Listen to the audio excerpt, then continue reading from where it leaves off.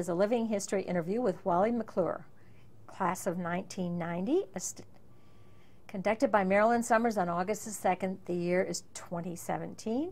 We are at his offices in Knoxville, Tennessee, and the subject of the interview today, his life in general, his experiences at Georgia Tech. Wally, it's good to meet you in person. Thank you so much for making time for us today. Well, thanks for coming. I was definitely very shocked when you called and said, hey, we would like to do this. I looked this all over. I thought, this dude's pretty interesting. So I don't know. I don't know how interesting I am. Oh, but I think yeah. you're pretty interesting, plus published author, but we're going to get to all that stuff Okay, as great. we progress. But we're going to start today with, first of all, tell me, where were you born and when? So I was born in Knoxville, Tennessee, where we are today. I was born actually in Fort Sanders Hospital, which is in downtown Knoxville. My mother was a nurse at Fort Sanders. She was actually a head nurse on a floor, and she taught nursing at the Fort Sanders School of Nursing for many years. And so I was born there in 1967. Okay. First born in the family, or yes. middle, or where? I'm the only child, Oh. which has really created a lot of concern, which I'm sure we'll talk about later. Okay, so you are the heir apparent Yes, of the McClures. yes, that's correct. Okay. Now, you mentioned your mother had been well established here for a long time, and we're going to talk about her. We're going to talk about your dad. Your dad from this area too? Yes, a little bit different. Just to give a little background, my mother is actually from southwestern Virginia. Okay. The area is Lee County, and specifically Jonesville, Virginia. There's also another town in there called Pennington Gap. They were from that general area. In fact, my mother always talked about her being on this sports team at Jonesville High School and that sports team at Jonesville High School, and her maiden name was Blakemore, and so there were three Blakemore sisters, and they ran, if you hear them, they ran the sports teams when they were in school. That's great, so, though, yeah. and very uncommon.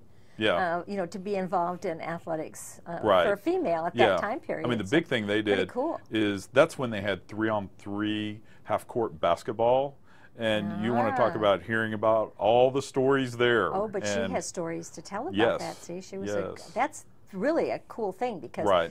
not real common when you think back to that time. Most women were much more subdued and restricted. Yeah. You know, we didn't even have women playing basketball until until Title IX. Right, you know, that's what happened. So that's cool. Title IX is actually another thing that's a big deal with me. Yeah. But we can talk about that later as well. We'll get to that later. Yeah. So tell me, did you know your grandparents on your mother's side? I knew them somewhat. Well, the thing is, they continued to live in that southwestern Virginia area, and that's actually relatively hard to get to from here. It's not, as the crow flies, it's not very far at all. It's only about, I would say, about 60 miles. But you know, the road structure when I was young was not very good, because you're going through a lot of mountainous area. So they didn't come that often to visit you, and you didn't get to visit them that often? Exactly. Do you remember them at all? Yes, I do. I do. My grandmother and my grandfather were actually divorced. That's unusual, yes, too. that was unusual at that time. She had relocated to an area, it's called Maynardville, Tennessee, which is just north of Knoxville, and that was not that hard to get to. So you did get to see her. So did get to see her a lot. Did you have a nickname for her, or did you just call her Grandma? Well, you know how we have when we were little kids. You know, we have some funny nicknames, because she lived out in a rural agricultural area, and cows are in a rural agricultural area. Her nickname was Moo. Really? Yes. See, that's cool. There was a reason for it anyway. Yeah. Now, the grandfather that she was divorced from, he did not move to Maynard, so he stayed back. And what did he do for a living? So I really can't remember that. That would be Grandpa Blakemore. And he yes. what he did. Yeah. Okay. I called him Papaw. Okay. See, that's a nice Southern name for him. And they had 3 daughters. Your mother being one. Yeah. My mother. Then there was a Aunt Jack, Okay. Her name was Jacqueline. She unfortunately, she had a cerebral hemorrhage many years ago. Died a long time and ago. so, yeah, she died, it was about 1983 or so. But you knew her then. Yeah, I knew her.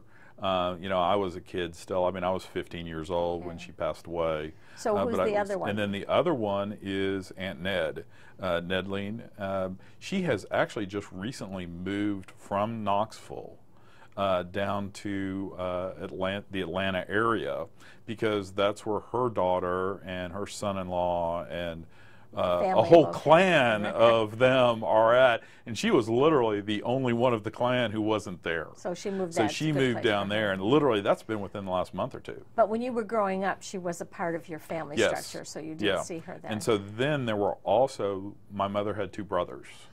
So you had uncles too Right. then. So, but they were both up in the Jonesville, Pennington Gap area. Didn't see them as much. Did not see them a lot. Shall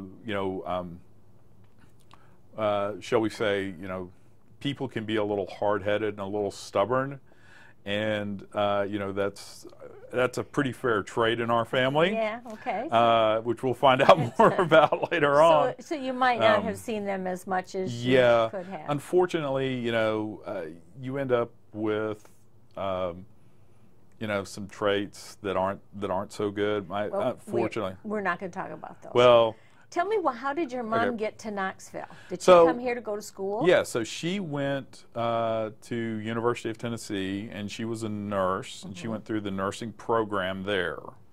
And so she worked at Fort Sanders. I'm trying to think other places that she had worked at previously. There was a time. So she had a career. She was a nurse.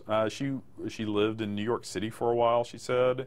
Obviously, that was well before my time. And she lived out in South Knoxville when she met my father. Do you know how they met? Yes, I actually do. You asked and they told you? Well, they said. So my father, he had been in the Army.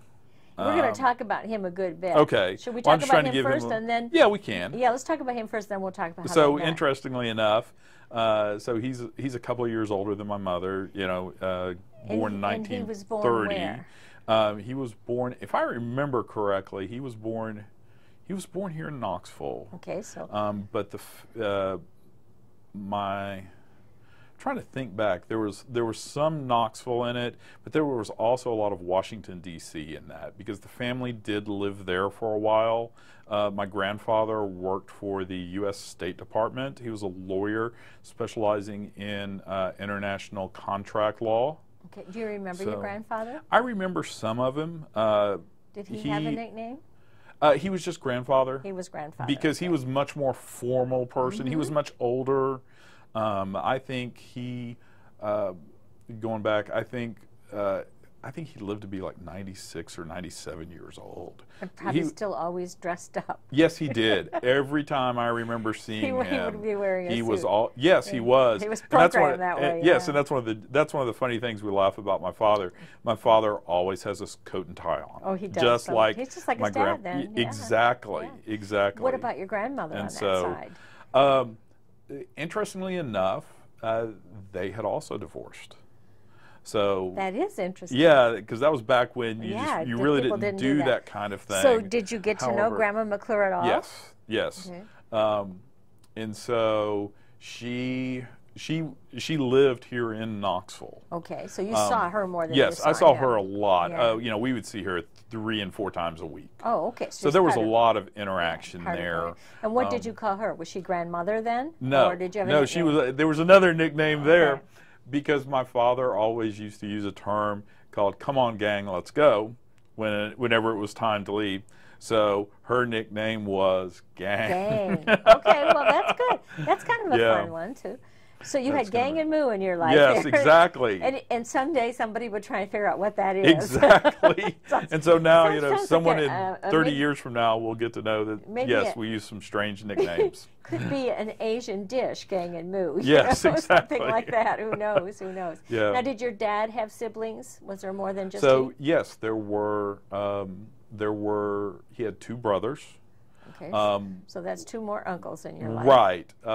One of them, let's see, he would have worked for 60 Minutes. He was the international producer for 60 Minutes for many, many years. That's wonderful. So he was, and he was stationed in London, and let's see, he passed away in 2004, so not if that, I remember not correctly. Long ago, but you probably, and he was, if he was in London, you didn't see much of him. we did not see him much at all. But you knew of him. I think the only time I can remember seeing him would have been in I think it was 1978 or 1979. Long time ago. Yeah, there was it may have been like my grandfather's, maybe like his 90th birthday or something like that. Some kind of family gathering. Yeah, where you know, everybody in the Everybody family came came together, Yeah. and it was a big shindig. It was actually up in Washington D.C. at the Cosmos Club.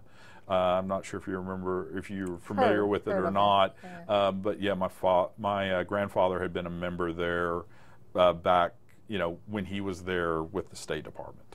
Now, if we've got a little bit about your father, a little bit about your mother. How did they meet?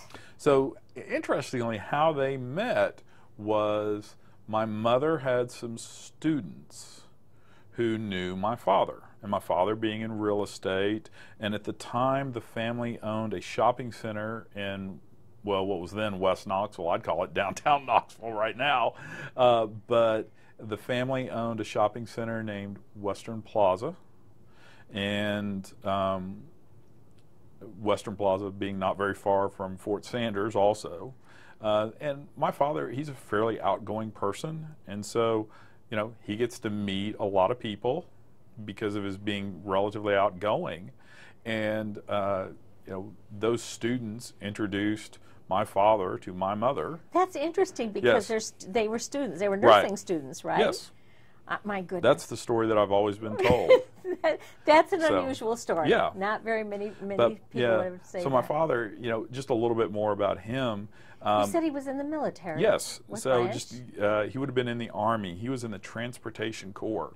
So he was he's a very advanced student. So he got moved forward in early grades. And so he literally was at the University of Tennessee when he was 16 years old. Wow. And he actually, you know, and I grew up knowing his friends from the University of Tennessee. Interestingly enough, I'll mention a few because I'm sure that some of the people who will eventually, you know, hear about this interview will actually know who some of these people are. The sports information director for the University of Tennessee for many, many years was a gentleman named Haywood Harris. He and my father were big buddies. Okay. Haywood actually lived down the street from my father, you know, when we were growing up all the way through to, you know, Haywood died a few years ago. And then there was Gus Manning, who was another person. He worked in the athletic department at the University of Tennessee for many, many years. And then the person who my father talks most about is the announcer for all of the University of Tennessee events, a gentleman named John Ward. And my father talks about him literally to this day. And John is still with us. So they were good buds. Oh, they were really big good buddies. And interestingly enough, so my father in his office has a picture of the four of them from just a few years ago. And there's, you know, they've got their, Good they're memories there. for him. They Yeah. have their arms around each other. They're Yeah. all smiling and happy. It looks like they're back in college. That's really great. Yeah. Now, your dad was in the military before he met your mother? Yes. So he was already when out he was and a ROTC. businessman. Yeah. And so he went from the University of Tennessee when he graduated into the U.S. Army, and he was in the Transportation Corps, and he went to Europe post-World War II. And so he was in charge of lots of convoys that went in and out and around, and, you know, that would have been 1950. So that would have been actually the post-Berlin blockade. Yeah. But the story he always talks about is he was always just as fearful as he could be that those Russian tanks were going to come rolling, and he literally would talk about. Well, they were tense times. Oh, they were really. very, very Yeah. tense. But he would always talk about they had these very, very defined routes that they were supposed to go, and you were not to deviate from them. And any possible deviation had a Russian tank sitting there, pointed. No wonder that's a scary thing. Oh, it was just scary for him as he could be. How many years did he spend in the military? So he spent 3 or 4 years. 3 or 4 years. He didn't have to go into the Korean conflict then? No, no. He was in Europe from, I'm trying to think, it was 1950, maybe he spent like 2, maybe 3 years in Europe, and then maybe some time back over here. Now, did he start McClure Realty, or was that a family business before your dad took it over? So he literally started it. He is the starter. Yeah, of that, he is the McClure and McClure Realty. Okay, what was his degree in? So yes, his degree was in. Trying to think. So it would have been business. It would have been finance and marketing, and then he would have actually specialized in areas such as large rental areas, such as commercial properties, apartments, shopping malls, just like that. So we can see he was well established by the time you met your mother. Yes. And it sounds like she was well established too. Yes. So they got married a little bit later. They weren't right. That would have been 20. That would have been in the mid 1960s. So they were specifically. Then they were already in their 30s by that time. Right. Exactly. And along comes you. Yes. Yeah. So what is your earliest memory of your life? I mean, what do you remember? Do you remember the house you lived in when you were 3 years old? Oh yeah. Is that because that is actually still the house that my parents are in? All right, that doesn't count then. So what do you remember from 3, 4, 5? The big things I remember are the kids in the neighborhood. And that's a good thing to remember. Sure. I remember, in the fall, the parents always wanted to dress up as, football players, and we had all the outfits and all that. And I remember my mother always wanted to dress me up as Johnny Unitas. So you're talking about Halloween time, or just? Oh, just all. With Saturday afternoons, we were going to play football, and then our parents were going to dress us up, and, and of course it was going to last like 2 plays because the kids were going to argue about everything. Did you grow up in a neighborhood that had lots of kids? Yeah, there were a lot of kids. So pick up football, pick up baseball, that kind of stuff happened. It happened a lot. I mean, there were kids who were next door. I remember kids down the street. Well, in that case, it would be down the street to the west. I remember kids down the street to the east. So being an only child was not an obstacle for friendship because there were people around. Right. There were so many other kids around. That's cool. That's really cool. Then. So, and everybody was kind of a different age, and hopefully the younger kids. There was a pecking order, I'm sure. Oh, yeah. There was. Well, there was the big ones we had. There were the stalwarts who were up the street, because there were 2 of them who were, they were enough older, but they would still come and play with us. Yeah, but they could boss you around. Yeah, tell you what to do. Yeah. There were some across the street who were a little bit older, so that didn't quite work out. And then there were some who were down the street to the west, and it all worked out. Yeah. So. Do you remember when you started school? Was it like a preschool or kindergarten, or did you just go to the 1st grade? I remember going to the Little Red Schoolhouse, which was a kindergarten. Okay. Not a public school, it was a private one? I don't remember that part. I was a little too young, because I always remember the other boy in my class, because we ended up having to sit together next to each other, and I've always kept in touch with him. That's great. Even to now. He's in Tulsa, Oklahoma. But that's great. His name is Stephen Anagnost, and Stephen's a doctor. So you made your first lifetime pal when you were in the kindergarten. Yeah.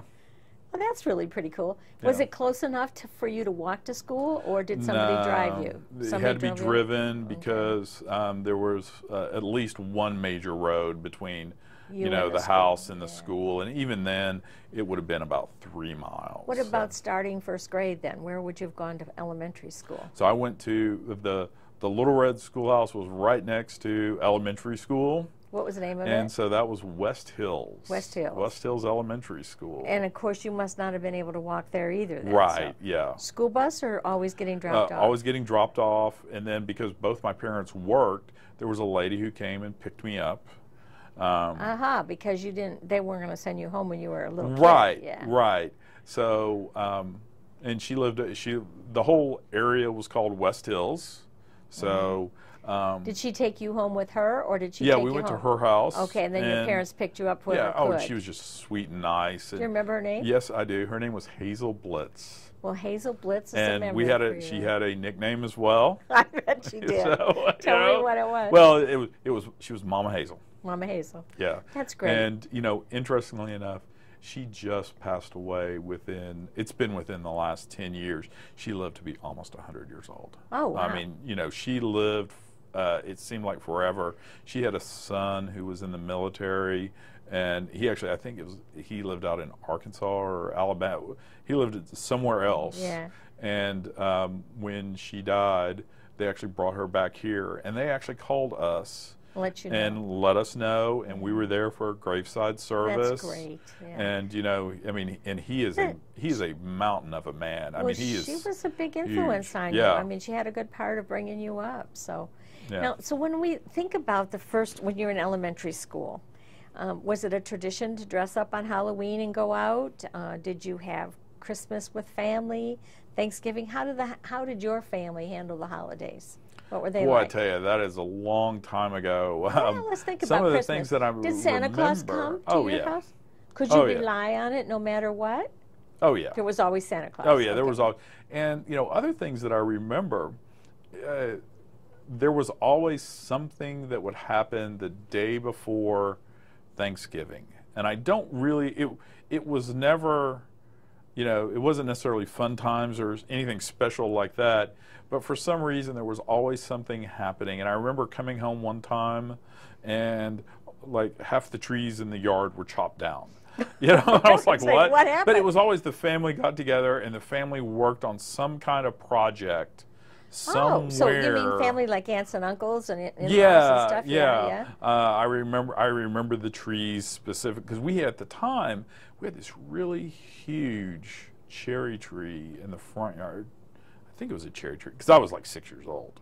So I don't really remember what it was. Somebody cut it down? And it had to be cut down. Oh, it was getting ready to collapse. Oh, okay. So I remember that. That's a trauma. Yeah. That was something different. I can understand And then that. I remember another year, half the trees being gone, and it's because the family got together and did projects. Then Yeah. you're saying, yeah. What about like Christmas or Thanksgiving? Would people come for dinner, or would you go somewhere for dinner? either one. But it happened all the time. Yes, it happened all the time. So holidays meant family gatherings. Yeah. So you grew up pretty normal to have. I don't know how normal, but Well, it yeah. was, Well, I mean, that's a pretty normal thing to have family around on holidays. Right, You know? yeah. Not so much today, because people live all over the country and they don't do that so much today. But even today, we all try and be around for Well, the McClures do that, see? Christmas, Yeah. and Thanksgiving becomes a little bit harder for us just today, because my wife's family, they're in Ohio. You've got company. Yeah, and I've got to when be you around were- with my parents. When you and were I know growing that. up, But yeah. that was part of the deal, though, was family was involved Yeah. with everything that you did. Did they ever let you go to the movies? Oh yeah.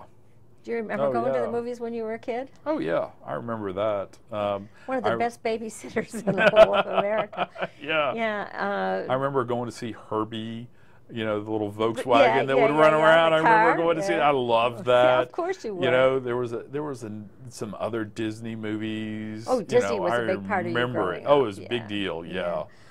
What about Scouts, Cub Scouts? Did you ever get enrolled in the Cub Scouts?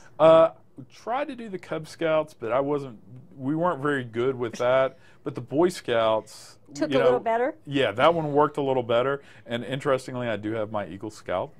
Wow. Well, look, we've got to talk about that. So you got into Scouts when you were, what, 10, 12 years old? Yeah, then? something like that. Yeah. And was it sponsored by church, school, neighborhood? I don't remember a sponsor, but Well, where would you go for meetings? We were at the school. So that would be West Hill. We were back at West Hills. Okay. Because that's where the scout group was at. So you had a pretty good troop? Good Yeah, strong troop? yeah. It was a troop. it was kind of on its downhill run. You know, there weren't as many kids, and it was kind of dropping off at that time. Do you remember your Scoutmaster's name? Let's see. Scoutmaster, there were several. Let's see, there was Chip Klaus, and he was a good guy. Let's see, there were the Walkers. There was Philip and Dana Walker, a few others. Were you with it long enough so that you went away for camping and such? Oh, yeah. Oh, yeah. There's a Boy Scout camp west of here, about 30 miles. Okay. Camp Buck Tom's. Okay. So there's that. It's overnights. Yeah, overnight. You Overnights, spent yeah. a week down there at Camp Buck Tom's. You know, came in on a Sunday and you left on either Friday night or Saturday morning, depending on the schedule. It's a big deal because you're there on your own. You leave your parents behind and you go off to camp and you earn badges. Right. Which is the first time you're really competing for things. And, right. How old were you when you got your Eagle Scout? So I would have been 17. We're putting that on your webpage, by the way. Okay, great. It's a very big deal. Do you remember what your project was? I did a lot of work up at the church. I just remember that's that. Cool. Kind of whatever they said, I went and did it. And that's cool. Well, now let's go back to school. Tell me, was West Hills elementary, or did it go into junior high or middle school, or what was it? It was elementary. So it went through the 6th grade. Through 6, okay. So then what came next? Right. And so then we went to, there was a middle school that at the time had just opened. Brand new school. Yeah, relatively within a couple of years. Okay. It what was Bearden Middle School, sorry. Bearden Middle. And that's usually the time when we first start to play team stuff and notice girls, and because we're growing up now. I was too dumb to do any of that, so I didn't notice any of that. You didn't notice any of that. Yeah, okay. I wasn't good enough for that. Okay, so did you bump it up to high school then? Yeah, so from there, I actually then got sent to private school. Where? And so that's actually not very far from where we're at right now. It's called Webb School of Knoxville, because at that point, I had become not a very good student.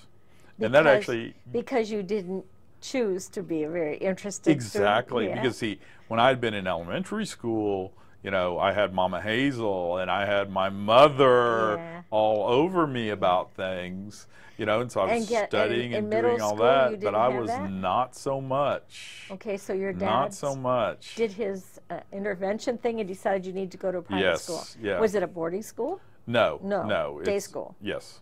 But a little stricter? Very much so. And I did not do any better there because I still was not going to listen. Which actually... You were on the wrong bent then, huh? Exactly. You were doing your own Nobody thing? was going to tell me anything that I was going to listen to. Oh, boy. So you gave them a few little sleepless nights, did you? Well, I wouldn't say I gave them. I would say, you know, they gave me some. From all the discussion that then ensued. How long were you in that school? So 4 years, freshman, all the way through high school? Sophomore, junior, senior year. Oh, you spent your whole high school there. Well, did that take you away from the kids you knew really well? That you'd been yeah, but you meet other kids. You know, it's kind of traumatic there at first, but you know, you. But are you telling me you did not do well in high school? I did not do well. But here you were an Eagle Scout, for goodness sakes. Well, you know, the interesting thing is when you're not motivated and you don't have a reason to be motivated, what does it matter, life right? was just a bowl of cherries. You know, I mean, I just went along and, you know, I would occasionally get pulled aside by the headmaster of the school and I would get a stern lecture about having all these really high test scores.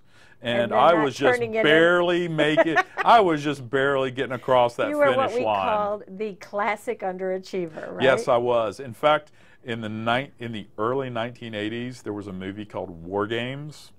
And it had Matthew Broderick in it. It's probably the first movie anybody remembers him from. And it was about the classic underachiever who has no motivation to do anything. However, he wants to get and play a new game.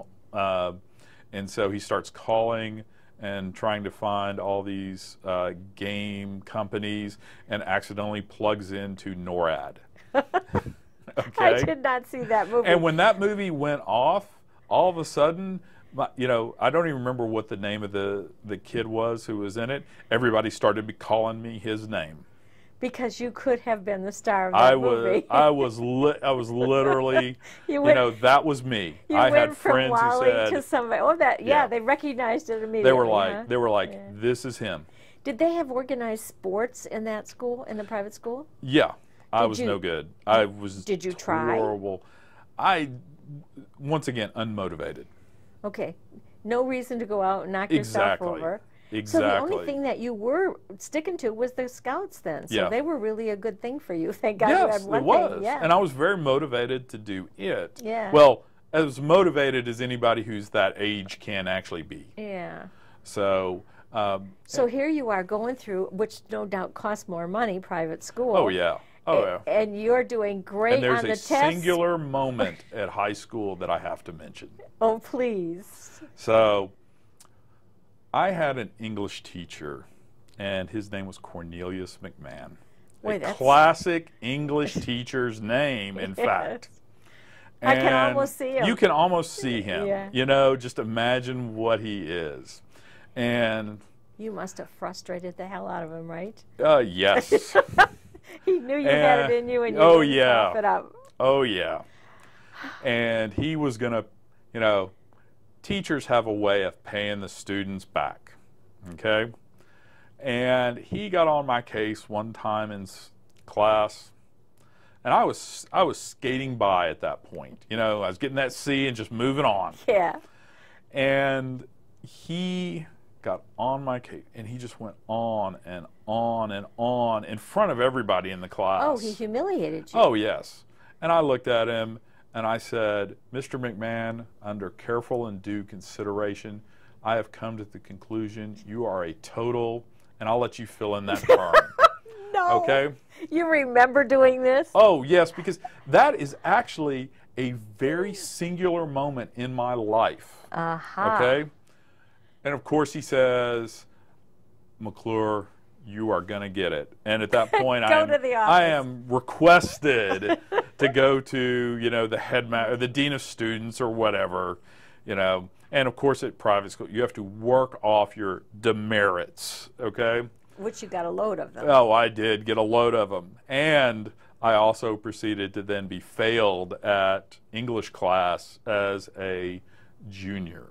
And I was also pulled into the headmaster's office about other things related to that English class. And, you could not see someone who was more down as a 16-year-old than me. However, because I had to go to summer school that summer, I had a teacher, and I can't remember her name or anything like that, and she took an interest in me. Wow. Okay? And I'll never forget, this is also another moment in my high school career that I'll never forget. Well, somebody takes an interest in you. And she said, why are you here? And I said, what are you talking about? What do you mean, why am I here? I'm here because of, I'm here because of, McMahon. Yeah. And she said, oh, I've heard this before. So, I was not the only one who had that, but she went on to say, listen, you're too smart, you're too this, you're too that, you are wasting yourself. So she got your attention. She, of all the people who yelled and screamed at me, she quietly got your attention. She said, you're wasting away. You are wasting yourself. And that becomes, if Cornelius McMahon made me at the bottom, she brought you then up. She's the one, and I stay at this level spot, she's the one who makes me turn the corner and then become much better. Because at that point, everything literally changed with me. And I became a much more interested student in school because somebody believed in me. Because it's really hard for your parents. I mean, my father, he'd been in the Army. He's a great person. Yeah. Don't ever think that anything I'm saying is bad or negative at him. You need outside approvals, too. You exactly. need someone to endorse you or see exactly. See your value. So I went from being the guy who could barely skate by. In his junior year. Yeah, being a to the little guy better. who everybody turned to for help when I became a senior. However, I still didn't do very well in English. I remember that because I remember. Says the writer. Yeah, exactly, which is another good joke about me. But, you know, that was a very, that moment Was a really turning point. changed things. You know, like I said, the McMahon piece really, you know, it got me at least headed in the right direction. It kind of and then fulfills she, that adage about hitting the bottom before exactly, you can get to the top. Yeah, exactly. yeah. Because I became very interested in school and all that. Now, and this is the point where it becomes really important, you know, thing for Georgia Tech, because I always come back to Georgia Tech in this story, you know, because my story really starts before. Yeah. And I became really interested. I started saying, one of the things, you know, well, where do you want to go to school? Where do you want to go to college? Do you want to just, you know, get by and all that? And this comes from parents, from anybody school, you see anywhere, guidance counselor. Because everybody's right. getting ready to take SATs. And Oh, yeah, you knew I've all been that taking stuff. those and, you know, doing all that. And you don't know where you want to go to school. Exactly. You don't even know you're, if you want to go to school, right? You know, you're 14 years old, you're 15, you're 16. Yeah. You know, going to college is way out there in the future, and you don't need to worry about that But now. when you're in your senior year. All of a sudden, it became a very big deal. Yeah. And, you know, I had a lot of people say, you're really good math, science-wise. You should do stuff in that area. And I had family.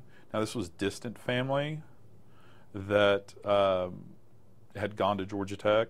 Oh, really? Yeah, it's distant family, not obviously Like- not the McClures, not like the Blakemores. Somebody twice removed or something Yeah, like exactly. that. So, yeah, But so- enough for you to have heard of them. Yes, I knew who they were, and I said, you know, as I became a senior, I said, okay, I'm not going to be able to get into Georgia Tech straight out of high school because they're going to look at me and they're going to open that envelope of records and they're going to laugh and they're going to say, moving on, okay?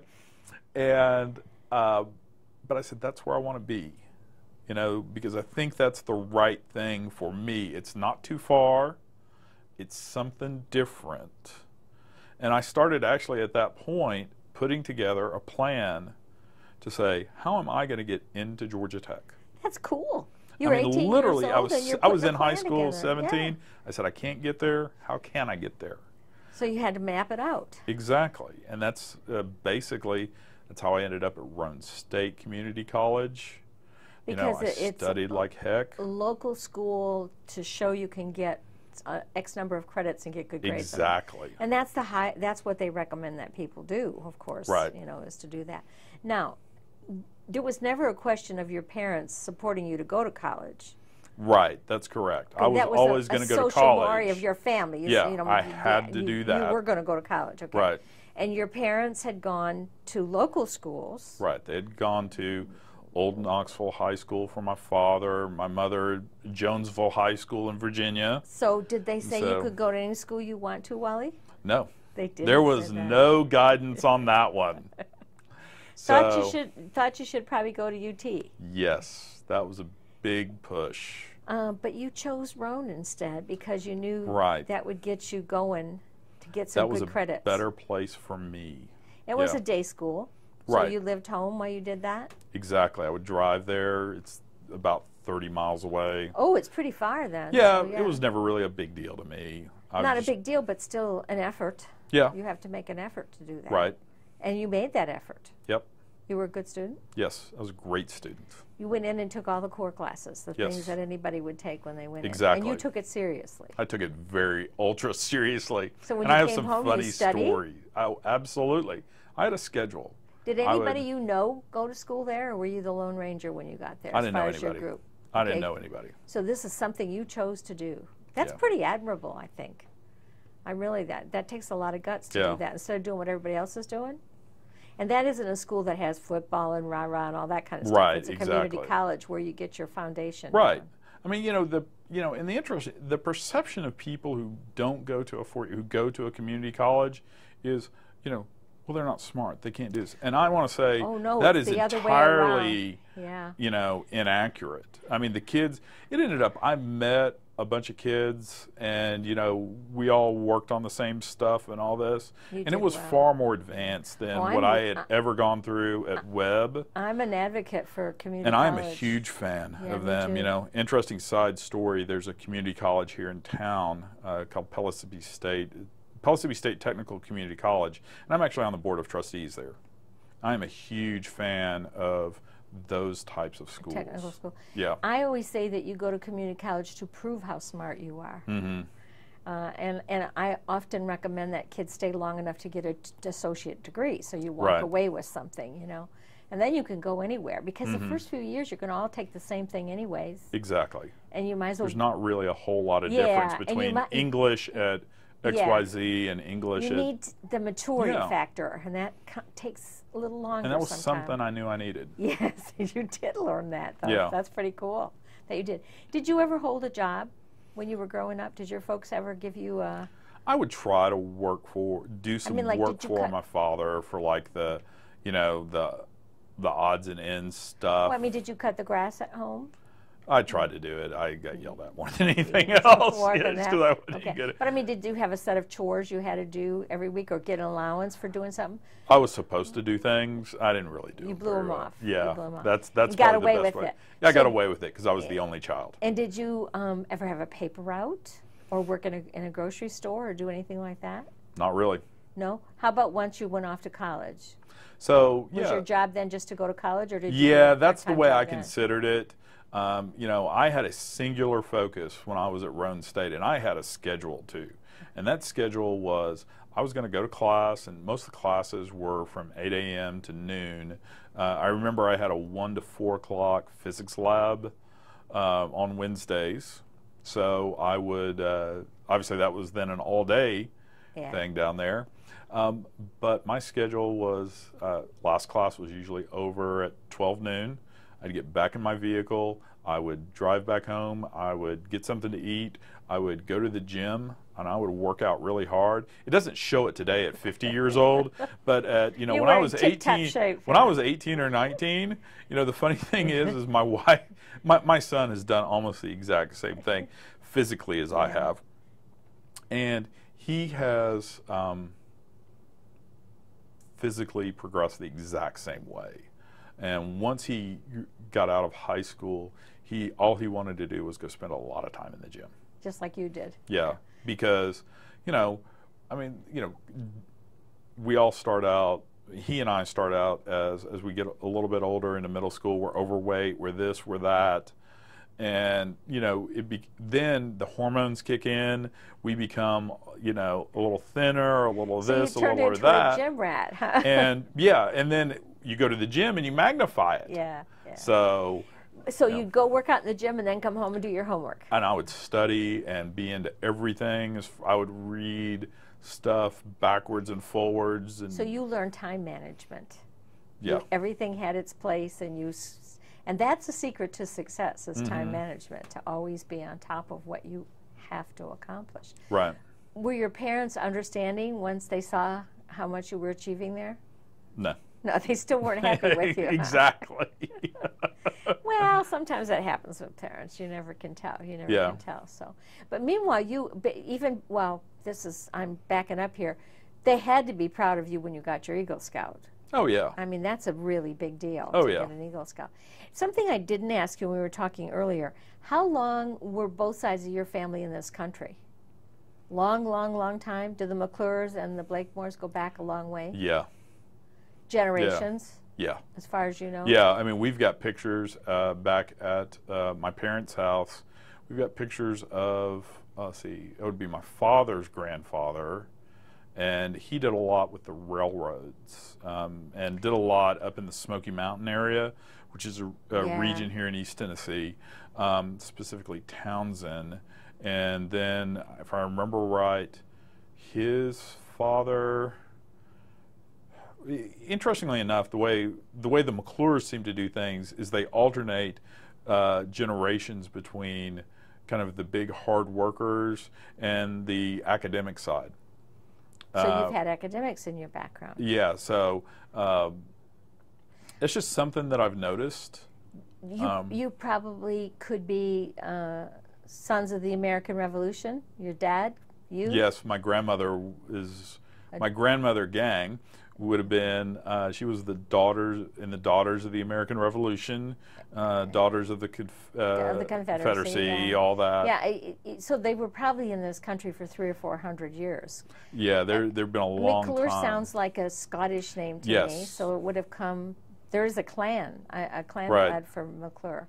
So they would have come from Scotland, Yeah. who knows when. Huh? Exactly. My father talks about the Clan MacLeod plenty. Oh, so there's probably a lot of other Scotch family on that side. Yeah.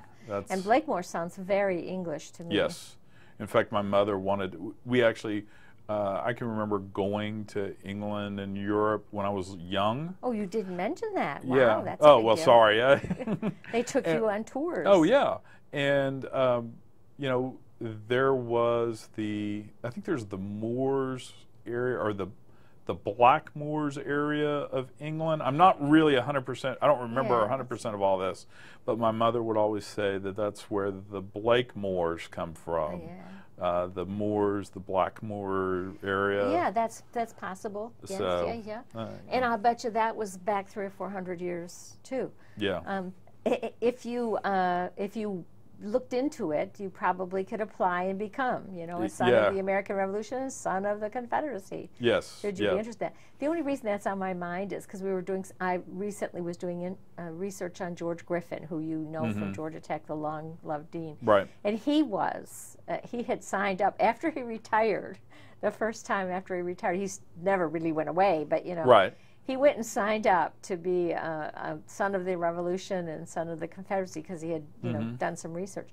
We usually look into our genealogy when we get old. Yes, That's when we start digging There's been around. a lot of that going on at my parents' house over the last 15 years. Start picking around, sometimes there'll be an aunt or an uncle or somebody who'll get a bee in their bonnet and start doing out a family tree. In fact, my mother got real hot on the National Geographic has a DNA service that they do. And so when that became a big thing, probably about 5 years ago, then she wanted me to do it. And the results were very interesting. What did you find out? Well, there were three things. You could do a commercial probably on this. You probably could. They're advertising them like crazy. You would look at me and you would say, blonde hair, blue eyes, Scots American. white skin, Yeah. Pale white skin. This is obviously someone who is 100% Northern European. Maybe Norway is in there, Sweden Celtic somewhere in there. Yeah. Yeah. And interestingly, the DNA response was 41% Northern European, which not a surprise. Yeah. 40%, it called it Mediterranean. Really? Which would be Portugal? That would be primarily Italy, Greece. Oh, that's the Baltic area, those kinds of areas. And you didn't even know there was anybody. We didn't know that, and interestingly, we had discussions within the family, and my mother, she looks at me, she goes, I had a great aunt, and she looked very Greek. And that was as much as kind of I could get. She had the very dark skin, black hair into her 80s kind of thing. What was the other 20%? And okay, so here's the interesting piece, and I never could really understand what this meant, but it's been a great source of jokes. Okay, and that has been that I think it was something like 18% is Western Asian. I don't know what that means. I don't know what that means either. I have some friends of mine who are from China, and I say we're just brothers. Obviously, can't you see That's the family? Western Asia, yeah. What I really think it means is, if you go back hundreds and hundreds of years ago, you had that Silk Road, and if you're transporting different, goods across there, there's also people who are making that journey back and forth. And that's probably what it means, Somehow you could somebody think of that intermingled that. Yeah, back then. exactly. Yeah. Exactly. It is interesting because 50 years ago there was no dream of any of this happening. Oh, yeah. Finding out our roots, but they do so many commercials on that now. Oh yeah.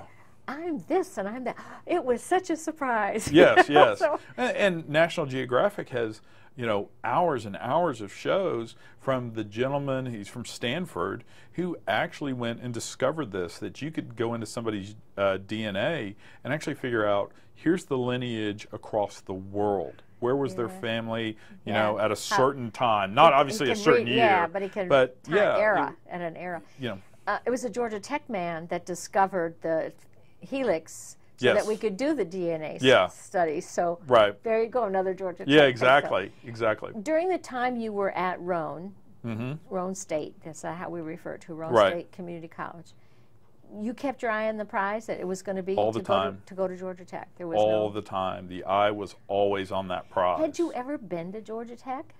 I had been down there, driven through the campus, had kind of seen things.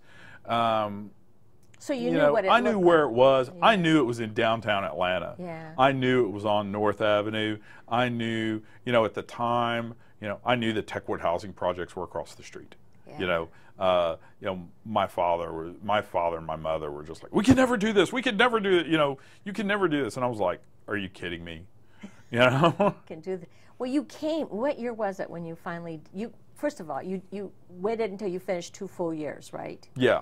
So you had what, 40 some credits? Yeah. I mean, we were on. Everything was quarters back at the time. So I had, basically 2 years worth of credits. Some of the credits didn't transfer. Oh well. That does happen. Yeah. So, but you applied as a transfer student. Yes, I applied as a transfer student, and I don't know if you still have to do it now, but you had to go for an interview as a transfer student. Yeah, there's still an interview process. So. And I remember going down there on about, I think it was December 29, 1986. So it was 86. Yeah, okay. So that's when I went down there, and I had to go for an interview, and I remember going in the Tech Tower, and it was to the Dean of Students' office. Yeah, the person who interviewed me, who was his name was, I can't remember his last name. His first name was Jerry. And Jerry Hitt, H-I-T-T. Boy, that sounds familiar. Yeah, that's who it was. That sounds familiar. Yeah. And this was my impression. Believe it or not, he just retired a few years ago, and he was old then. So okay. I mean, this would have been 1986. Yeah. He took a chance on somebody he didn't have to. That's the way I always looked at it. He saw your potential. He saw your potential. Just the fact that you went to community college to prep yourself to come there and apply. Well, he doesn't get the whole story. He gets an academic record, and he gets this. But he would see you went to a community college. Yeah. And that would take some courage to do that. He would see that as a step in the very definite direction. Right. But I remember one thing during that interview. He didn't act like he was going to give me a whole lot of time. But I remember asking certain questions. What do you want me to fill out? And that was not an accident that I asked those questions. And I was like, well, what do you want me to fill out here for SAT? What do you want me to fill out for this? And, so that allowed me to say what my scores were. Yeah. And they were, shall we say, they were better than the average Georgia Tech student at the time.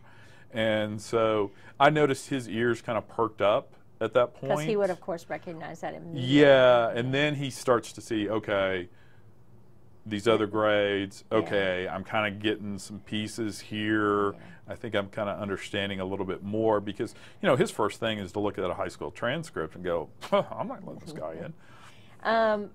86 of the winter of 86. So when did you actually start school? So I actually started the summer of 1987.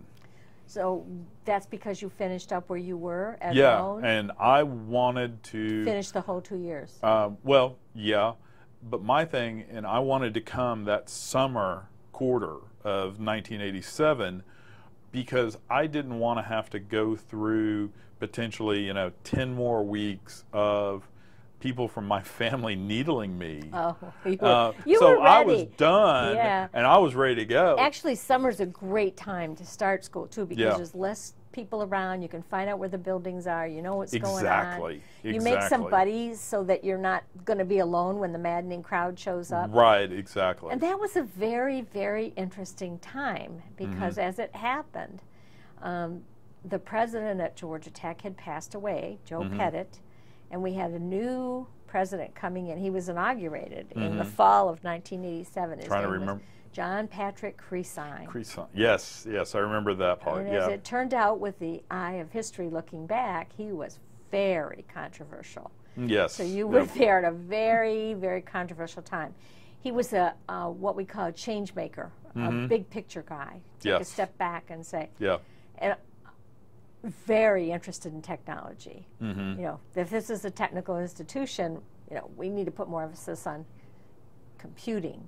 Right. So we'll have a college of computing. Right. And if this is good, you know, he was making changes, and the faculty who are tenured are dying, right? Yes. So Yeah. almost from the get-go, it was a controversial place for him to be. It was very up and down, up and down. Yeah, because I remember issues that, you know, as a student, I couldn't quite understand, you know, because I'm sitting there, as I often jokingly say, it's hard to tell what's really going on when you're sitting there in the trenches. Yeah, You know, but well, when yeah, you step back, you can see the bigger thing. Yeah, there were. And I have the vision of history, so I can tell you. You know, yeah, it was when you have disgruntled faculty, it has a ripple effect Yes. that definitely falls on the students. That's Right, for sure. yeah. So when you came that summer, did you stay on campus in one of the dorms then? Yes, I was in one of the dorms on West Campus. Okay, so you got a good feel for where all the buildings were and what was Oh, going yeah. on. And that was before the Olympics, so we Yes. had not even begun. So we were a very humble campus at that time, kind Yes. of an industrial park. There was a lot of work. There was a lot of construction I remember going on at campus. There was the computer science building that was just starting to be constructed. But that hadn't then. started yet, not It yet. did It was start a in little bit later after you got there, another year or so. I think it was there was something going on there. Oh, there's always then. something. Yeah, going yeah. on. There's some. Yeah, There's always something going on. But he was starting to perk about the idea of the Olympics a year and a half after you got there, and of course that whole time. I mean, you were there for the orange fencing that was everywhere. Yes, the yeah, cones. I remember. Oh, I'm so sorry, you can't get there from here. Because West Campus was getting developed and Right. all that. But not to hurry ahead, did you register for EE right off the bat? And Yes. why? Yes, because that's where I always wanted to be. You did? I You wanted knew to you wanted do that something challenge. different. Yeah. Specifically, I was looking at. I had an interest in not really the computer science part of things, but I had an interest in the hardware. You know, the even lower level interest. You know, you had things happening out in the in the industry, or out, I shouldn't say out in the industry, out in the media about all this stuff in Silicon Valley. Oh, well, you know, if it's Silicon Valley, then you want to be in Silicon, right? And so that's that low-level technology there you were. piece. So that's what you'd established. That's what I became interested in. Very good. So Wally, here you are. You and Pat Creasine come at the same Yeah. time. He went by Pat Creasine. So- He came and, as we were just talking about, created a lot of conflict. There was just Right, you know, yeah. whoosh up in the air. And as we were just saying off camera, it was also still in the celebration of the centennial. Right. That had started with Dr. Pettit, who unfortunately contracted Mm-hmm. cancer and had a long, slow demise. Mm-hmm. And then Creasine came in and finished up the celebrations. And then started making changes, Right. announcing this change and that change and everything. So that summer you were there going to school. Yep. Did you do well? Yeah, I did very well. So you were ready to be I was there. ready to be there. Yeah. I was motivated to be there. And you pretty much were in the Van Leer building because that's where your electrical Yeah. engineering classes were. Yeah, I mean, Did they make that, you take any core classes over, or did you start right in No, the I major? was actually pretty lucky in all that.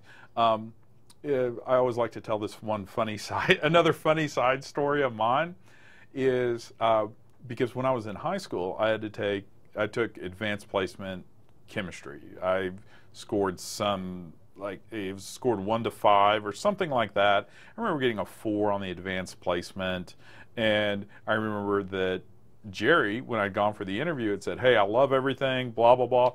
You have to take more chemistry. I'm sorry." Oh. And so I had to then go into Roane State, into the person who taught chemistry there. And I actually had to, because at that time you had chemistry 1, chemistry 2, chemistry 3, but it was a series, and you weren't just allowed to jump in the middle of the series. Yeah. Okay. So you had to get a passport. I had to get special permission from her, and she was not really interested in me. But it worked. It worked out. But here's the funny, because she kept going, well, the final is going to be comprehensive across all 3 quarters. Which you haven't had. Right. And she's like, if you jump in the middle, you will not have had the first quarter. I said, I have to have this, blah, blah, blah. And so eventually she relented, and I was allowed in. And then we got to the final, and this is where the funny story, it was some kind of standardized test where, it was maybe like 100 or 150 questions. And there was a lot of chemistry there, and you had, I think it was like a 3-hour final or something like that. And I had done very well across that second quarter, that third quarter, and I knew I was going to do really well on that final, and I really wasn't worried about it. But after the final, a couple of days later, I go to ask, hey, how did I do on that final? And her first response is, you haven't heard? I'm like, no. What are you talking about? And she says, well, you missed 6 questions on the final of, approximately 150 questions. Oh, okay. What does that mean? What do you mean I haven't heard? She says, I missed 7. So the person who taught the class... You did better than she did. Yeah. Oh, that's great. Yeah, that's and that satisfaction. That was motivation right there. Yeah, that was great. Motivation. Yeah. So back on your original question, I like to tell that story, is the only class that I had a lot of problems getting transferred was my actual chemistry classes. And they were just, basic chemistry 1, 2, 3. And I remember that was the only thing where I really got any kind of pushback on. I wonder why that would have been. Yeah, I remember having to So did they make you take them over again, or did you finally get your way on I that? finally got my way. Oh, well, that's good. I basically said, I've taken these, I did this, AP chemistry, when I was in high school, I got these grades in chemistry in high school. I'm not taking, chemistry's not my major, can I have a pass? And there was a grumble, grumble, grumble, grumble, finally yes. Okay. So you come back to school. Did you go home for the summer then, at the 2 or 3 weeks before the next Yeah, it would have been 2 or 3 weeks. Okay, so the quarter starts again in the fall, and of course that's football season. Right. And we're talking football season of 88. 87. 87? Yes. Oh yeah, 87. Okay. Yes, that would have been Bobby Ross's first year. Yeah, and he 2-9. And he didn't do well. He did not do well. Yeah. And interestingly enough. Did you go to the games though? Yeah. Oh, I went to the games because I was here at school, and you support your school, and you do those kind of things. But you were living off campus by this Living time. off campus by then. Would you get an apartment somewhere? Yeah, I had an apartment because my father was kind of like, he's like, well, if you want to go to Tennessee, let's at least, I'll. Did you have some roommates, or did you actually have your own did not. place? I just oh, had my that's own good. place. So you could do your own thing there. Yeah. Your own that was also the same. There was some time around then, Sports Illustrated, which magazines and books used to be a really big thing. Not so much anymore. Yeah. But they had an article, and they basically said that Georgia Tech, Duke, Vanderbilt, and Northwestern should get out of the top tier of college sports. Division I. Yeah, it would have been Division I. I guess it was Division 1A is what they called it. Yeah. And they were like, these teams can't compete. Georgia. Look at Georgia Tech; they hadn't beaten anybody. Look at Duke; they're horrible. Vanderbilt's a laughingstock. At the time, Northwestern had lost like 40-something consecutive football games. But times change. Yes, times do change. One thing that you had at Georgia Tech at that time was Bobby Crimmins. Yeah. And he was exciting. He was fun. Yeah. Did you ever go to basketball games then? I tried to go. The biggest problem I ran into there was, he had a lot of basketball games on weeknights. Oh, yeah. And I was really I was focused on school So you didn't cut yourself a lot of slack. Yeah, I didn't really, do a lot there. Yeah. I was much more about, I'll listen to it on the rec radio station. I'll listen wherever. Yeah. It was, by the time, well, let's say, okay, so 88, we roll into 88, and Crimmins is doing well. He's building his team. Things are looking good. And everybody gives Bobby Ross a pass. Right, he's getting another pass. We're going to give him a pass. We're going to see what's going to happen. But things started getting more interesting as that year went by. Meanwhile, the word gets out by the end of 88, early in 89, they start talking about the fact that Creasine thinks it would be great to collaborate with Mr. Payne and Andy Young about bringing the Olympics to Atlanta. So I don't know how much you heard about that. Yeah, I didn't really hear a whole lot because, I was still pretty focused on school. And were you getting good grades? Yeah. You were acing everything and doing fine? So you had... Oh, yeah. I was motivated. I was a motivated student at that time. And you were getting a payoff, which is really wonderful when you do well, because you knew it was a hard school. Oh, yeah. Did it prove to be a hard school? At the time, because I was really motivated, as far as school. Yeah. And... But you saw people around you who were having problems. Oh, they were having problems, and I'm like, I don't understand why this is so hard. What are you talking about? Yeah, I was paying a lot of attention on things. Yeah, it's not a school you go to and not pay attention. Right, you got to pay attention. You cannot wing it there. You don't miss class for a week and then but everything's okay. I've talked to people who did that. Well, I would get I had a couple of times when I did get sick and literally did miss class for like a week. But still, you made it through those. You had good background, so you could bring yourself back up. Now, we get a little bit further into the history, and then that's when I become a little less interested in school again. So you did well. You got through. Now, did you come in as a junior?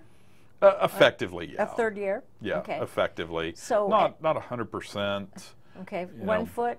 1 foot yeah, each grade? Okay. Exactly. So at the end of that summer, so you'd been there for 4 quarters. Yeah.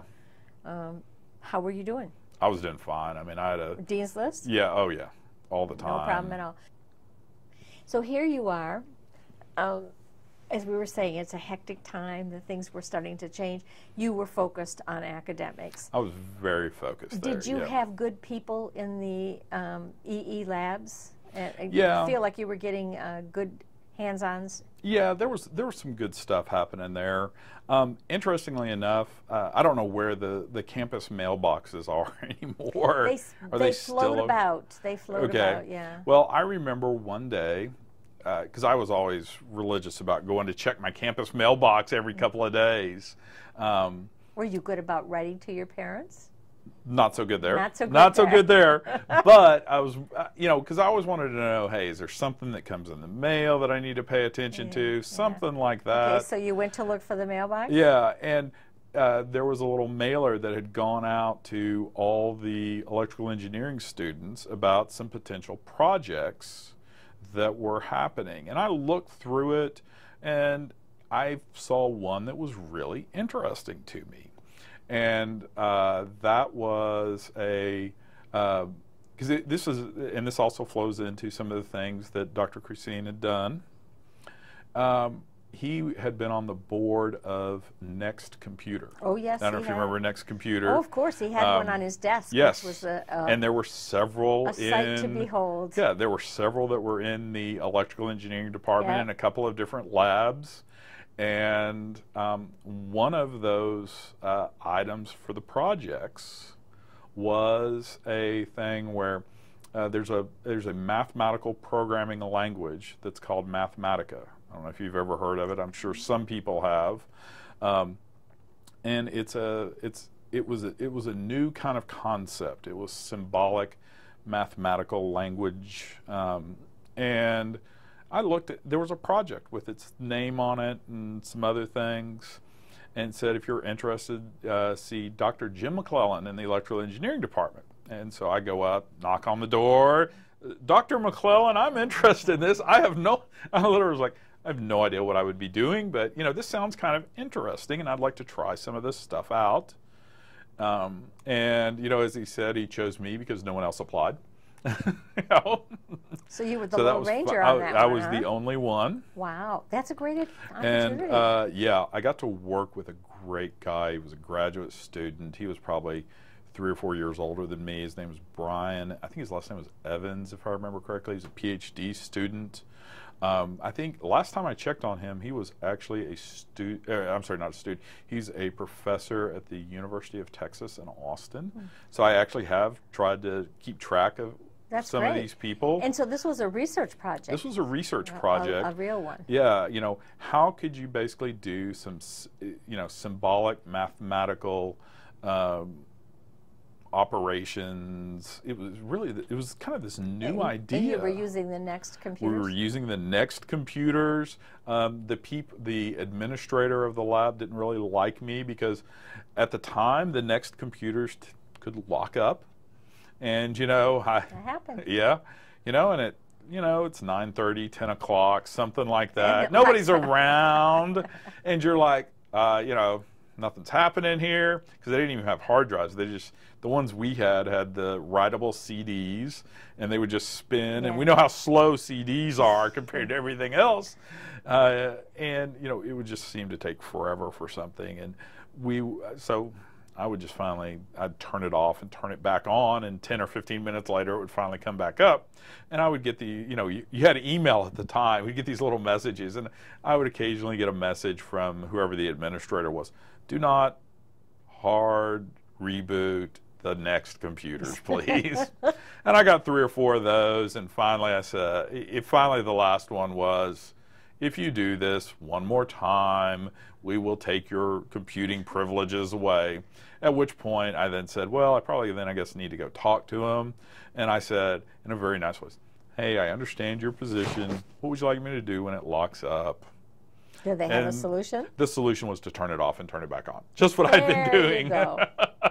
Only they needed to tell you that. Yeah, we needed to move on. Yeah. And, you know, but that was a really exciting thing. A quarter project that was or multiple more? quarters. Oh, so you spent some good time on it.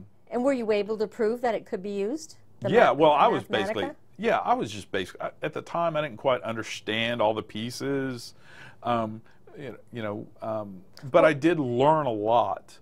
Brian was a great teacher.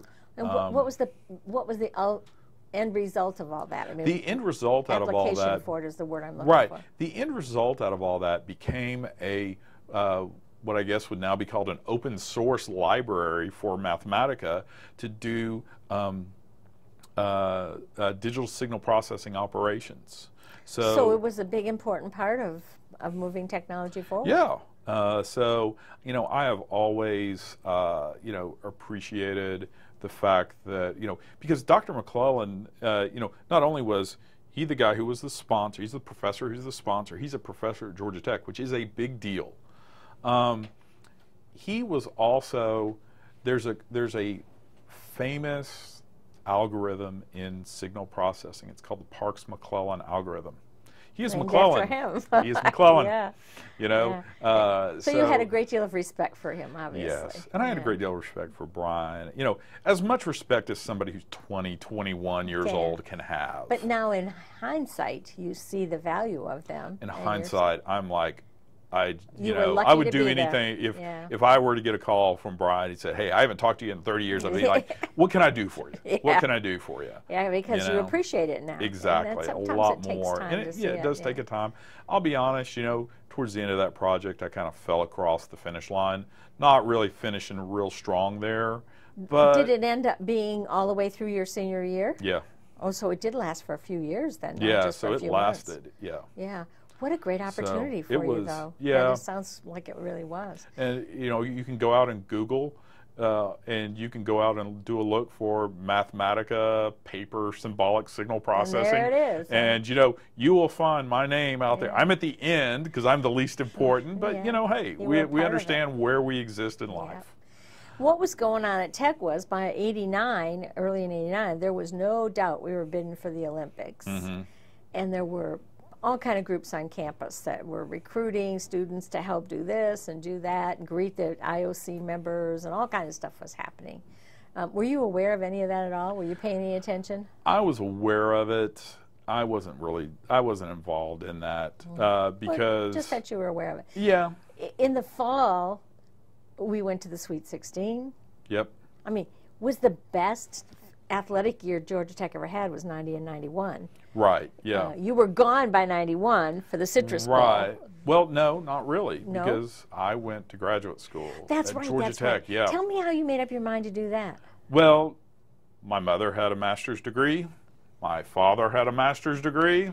Therefore, I was going to have a master's degree because Yeah. I was going to be at least the same as everybody else in the family. And when you're in perpetual motion like that, there would be no point of leaving and coming back. You just Right. decide to continue ahead. Right. Because, I mean, at that point, I had met a girl who was really nice. She put up with me, which is always an important thing. Yeah. So and you had Rhonda some was- social life. Yeah. I mean, I'll be honest, at the end of my, when I graduated with my bachelor's, I just kind of nosed it across the finish. I more than kind of nosed it across. I didn't do a great job towards the end because I had kind of proven in my own mind. I had you already could do made it. it. I could Yeah. do it. Did you And go to your graduation? So I did. Where was it? I went. It was in the Alexander Coliseum. Okay. And, Did your folks come? Yeah. Oh, yeah. Oh, see, that was a big deal. By then, all the concern about Tennessee and all this, that had kind of gone by the wayside. So they were proud of you. Oh, yeah. Yeah. So they did come for that. Oh, yeah. And a lot of the rest of the family did too, which I was shocked at. Well, that's great. So you did get the support you needed when the time came. Yeah. But then you stayed on. Right. And yeah. in 1 year, you were able to get your master's. Just Yeah. not 2, but 1. You could do Right. one. That was kind of about the average. I mean, it was 50-something It credit was- hours. I've it was talked this, to it was other that. people from that time period that said, what a great time to be at Georgia Yeah. Tech. Because both basketball and football. Yeah, because that was the real shock. I mean, Yeah. here I am. I've come from Tennessee, and the people who I knew in Tennessee were like, "What are you going there for?" Because they're horrible in sports, and I was like, right. "I'm not really interested in the sports part." And it turned out you Yeah, were right and they were wrong. Yeah, exactly. And so that fall of 1990, when they Do you remember? I remember certain Do you games. remember sitting in the game and they would go, Bobby, Bobby, I don't remember that Oh, part. don't you? That's the thing I remember the most, being in the stadium and hearing all the kids chanting for Yeah. Ross because they were so excited as we were getting close to, Good. I remember winning game the after things winning. that I remember from that season. That football season. I remember being in the stands for that Clemson game, and Oh, that's yeah. the one. Because we recently had the Georgia Tech Rowing Club here in Knoxville, and they came up here, and and these are all kids 18, 19 years old. And they were like, what are some of the things about sports you remember when you were in school? As if, well, I said, well, you mean before or after the dinosaurs, But I remember that Georgia Tech Clemson game, the final score was 21-19. But the key thing was, I can't remember if it was in the third quarter or I think it was in the fourth quarter. The game was, I think it was 14-12 at that point, or maybe 14-9 or something like that. It was a very close game. And Clemson had the ball first and goal from like the 5 or 6 yard line. And the Georgia Tech defense stopped them 4 downs in a row. And I still remember that final, stop, because they talk about holes in the football line, in the line and all that. And I remember that Clemson line that there was a hole there, and there were 2 Georgia Tech guys there, and there was one Clemson running back, and he was going nowhere but backwards. It was exciting. And I remember that play, and the other thing I remember is, here it was, final play of the game, and Clemson lines up, and they're going to try for a field goal. It's 61, 62 yards, and they had a kicker who was really, really good, a guy named Chris Gardocki. But not good enough. And he came up short. He was a left-footed kicker. Yeah. He played in the he was a kicker in the NFL for like 10 years or so. So I mean, he but wasn't. that was not his shining hour. He was not 62 yards good. not on that day. And interestingly, my father said something about, because you still had TVs weren't quite as, I don't want to say reliable, but the reception was not necessarily as good. And my father said that he watched the game from home, and he said, "Yep, it took us 4 or 5 minutes to figure out if he'd made it or not because." You know, there was the snow on the TV. Yeah. He couldn't quite see what happened, and then they immediately slipped away to something else. Yeah. Oh yeah, I do and he was remember. like, "We have no idea what happened." It was an exciting time, and Yeah. I've, as I said, interviewed people in that time period, and that's what they would say. Wow, it was the best time ever for college sports. It was, you know, you don't it was expect incredible. both major Yeah. teams to do I mean, well. I remember watching Georgia Tech play UNLV in the Final Four. Oh, I was there. And you know, it was amazing because I had some friends of mine that were It made me sick, to be honest with you. Yeah. It was so scary. Oh. Those guys were so much older and bigger than the Tech team. Oh yeah. Oh You know, yeah. and we had the Lethal Weapon 3, you yeah. know, the guys there. Yeah. They're skinny guys. They were not hefty guys, you know. Right. And we saw those thugs. They looked like Oh thugs. yeah, the UNLV guys. Yeah, looked the like Las Vegas and thugs. you know, and interestingly, that Georgia Tech UNLV game was the closest game in the whole Final Four because UNLV played Duke in the final, and I think it was the largest victory in a Ever. final Yeah, something in at like least 30+ years. It made me. It was awful to watch it because Yeah. we were so afraid one of the kids were going to get really hurt, and they had done so well in New Orleans. Yeah. You know, and then to go out there, you know, to be out in Las Vegas and. Or Yeah. Nevada, or wherever we were. Wherever. Colorado. We were in Colorado. I don't remember where it was where in was, Colorado. but It was I remember in Colorado. watching that with my friends, and we, you know, we were ahead at the half by like 8 or 10 points, and we were like, "Wow, you know, Yeah. could this really happen?" You know, and it didn't, but it was still incredible. It was still an incredible experience for everybody. Those of us lucky enough to go there, and those of us who were back home cheering for Yeah. it. Quite an experience. But all good things come to an end. Yeah. And so here you were drifting along to coming to. Did you get to go to the Citrus Bowl? No, I didn't. You didn't? I mean, you know, that It was was another exciting time. yeah. And I then mean, you know, co-championship. yeah. Well, was it really a co-championship? I mean, when you get 5 downs, I mean, we could have been undefeated and untied with 5 downs. Yeah. You know. It was a good time. It was a really good time. And we were so pumped up about the Olympics because that was my job then, was to travel with the Right, yeah. Olympic video and tell the story about what Okay, was yeah. coming, see? So, and you were leaving. I mean, you Yeah, were going to graduate. I was done. Yeah, you were not excited about the Olympics at all. You didn't say, Didn't well, really I'll be know. back. Yeah, didn't really know quite where I would be. And, Yeah. you Well, know. what happened as you were finishing up your master's? Did you go to the career placement? I wasn't really good the about fairs that. You didn't? Did you go? know, you didn't go sign up to have interviews or I anything? did, but I wasn't. My problem is I'm not a great interviewer at the time. I still am not today. Well, how did you Because get I'm a not job really then? good. I'm not really good at doing a good job selling myself. Well, then which how is- did you get a job? So, well, that's an interesting story because I had some friends of mine, and one of them worked over at Coca-Cola, which would have been just across the street from yeah. Georgia Tech, and you know he had started doing, and I was like, "Hey, is there anything over there? You got anything for me?" And they're like, he kept saying, "Well, they're getting ready to hire some more people," you know, and I didn't quite know. Where? I wasn't. Yeah, I mean, wasn't quite getting a whole lot of info on it, and you know, I wasn't a great interviewer at the time.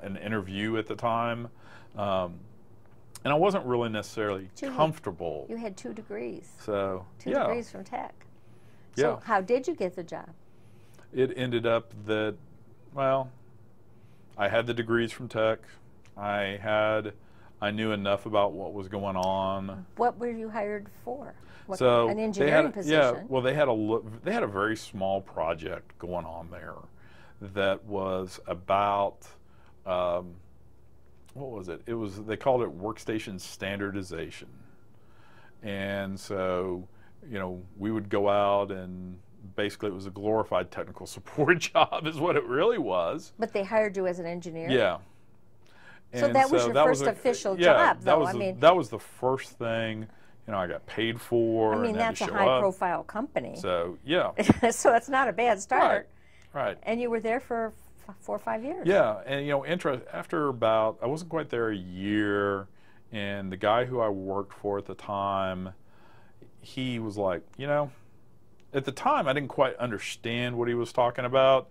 You know, you have the advantage now of hindsight, and now I understand.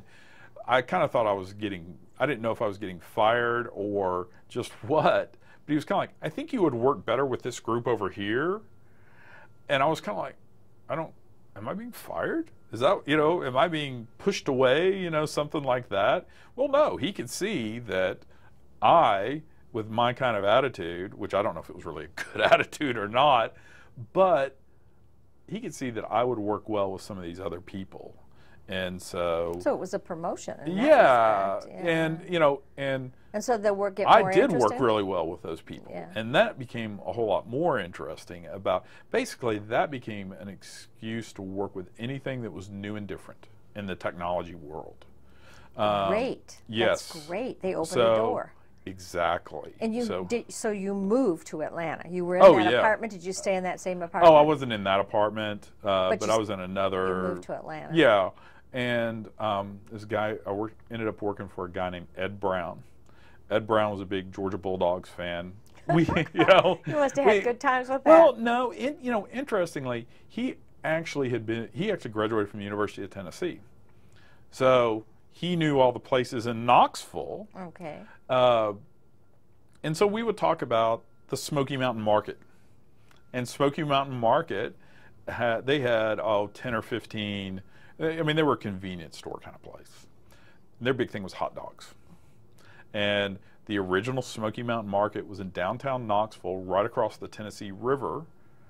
And we would talk about things like that. He was like, "Hey, did you ever go to the original Smoky Mountain?" I was like, "All the time. What are you talking about?" Yeah. I was like, church was in downtown, and after church, I'd just go over to the original Smoky Mountain Market and get 4 or 5 hot dogs, and I was ready to roll. And so you were actually there the whole time we were building up for the Olympics then. Exactly. So exactly. all the talk about construction on the campus. You probably didn't come tremendous. but you probably didn't come on the campus very much then. No, but I could see what was going on. I mean, did you come to football games after that? Not really. No. So you formed yourself a new life, a different kind of life, yeah, than Georgia Tech life. Yeah. I mean, if something said Georgia Tech on it, I always would buy it. Okay. I bought it. Yeah. There's a joke about me. If something says low fat, I buy it. If something says Georgia Tech, I buy it. I got Georgia Tech decals on my vehicle. I've got my Georgia Tech shirts. I've got my Georgia Tech golf bag. I got Georgia Tech golf balls. But yet you didn't go to the games. Right. Because you had other things to do on Saturday. I had other things to do. I'd taken up golf by then. I was really interested in golf. Yes, that becomes a bigger story here later down the line. Yeah. And so whatever made you leave? So, I was sitting there and I was kind of looking at things, and I was kind of looking at my career, and I was kind of trying to look forward in my career. Kind of like what I had done in high school. It was really the same kind of thing I'd done in high school. You need to make a plan. Yeah, and I kind of looked at Coca-Cola as this is kind of a starting spot, and I'll figure things out. Well, it was time to figure things out, and I said, "There's a ceiling here," and what is Coca-Cola is about sugar water. Okay, that's too crude of an analogy, but it's somewhere close to being accurate. So I started thinking, well, what do I really want to be doing? And, what do I want to be doing a little bit more seriously? And there were a few things that kept popping up into my mind. One of them was, my father. And he had ended up supporting the Georgia Tech decision. He wasn't a real big fan of it. Not even close. But, he kind of supported it. And, his attitude in the, 7 or 8 years had kind of clearly changed. And he kind of understood at that point that it was more important to support the family than to support the schools. And the schools at the end of the day don't matter. Mm-hmm. So you wanted to go home? Well, he had changed on that. I had looked at it and said I needed to be doing something. Coca-Cola was fine, but I needed something more back towards my development roots. I wanted to build stuff, and so that was an important thing to me. I had another thing, and that's just some stuff specifically here, and I don't really talk about it. But if somebody were to ask me, I would tell them. is that, you know, the family, we own some very valuable land here in the area, and I was going to be the sole heir to it. And I knew that if something happened and I wasn't there, bad things were going to happen. You know, and interestingly enough, that actually came true, which is another part of my story, which we could talk about later if you want to. But that, you know, I kind of started putting all that stuff together, and, you know, I was like, well, do I want to be here in Atlanta? And, you know, and I had Rhonda, and we were getting married and all that. Oh, so that Rhonda was the nice girl that yes, you met. Rhonda put up with me much more than I deserved. You'd been going with her then for a few years. Yeah, okay. yeah. You know, she had put up with me. She was not from Knoxville, though. She was not from Knoxville. She was not from Atlanta. She was actually from Ohio. Okay. And, you know, she had put a...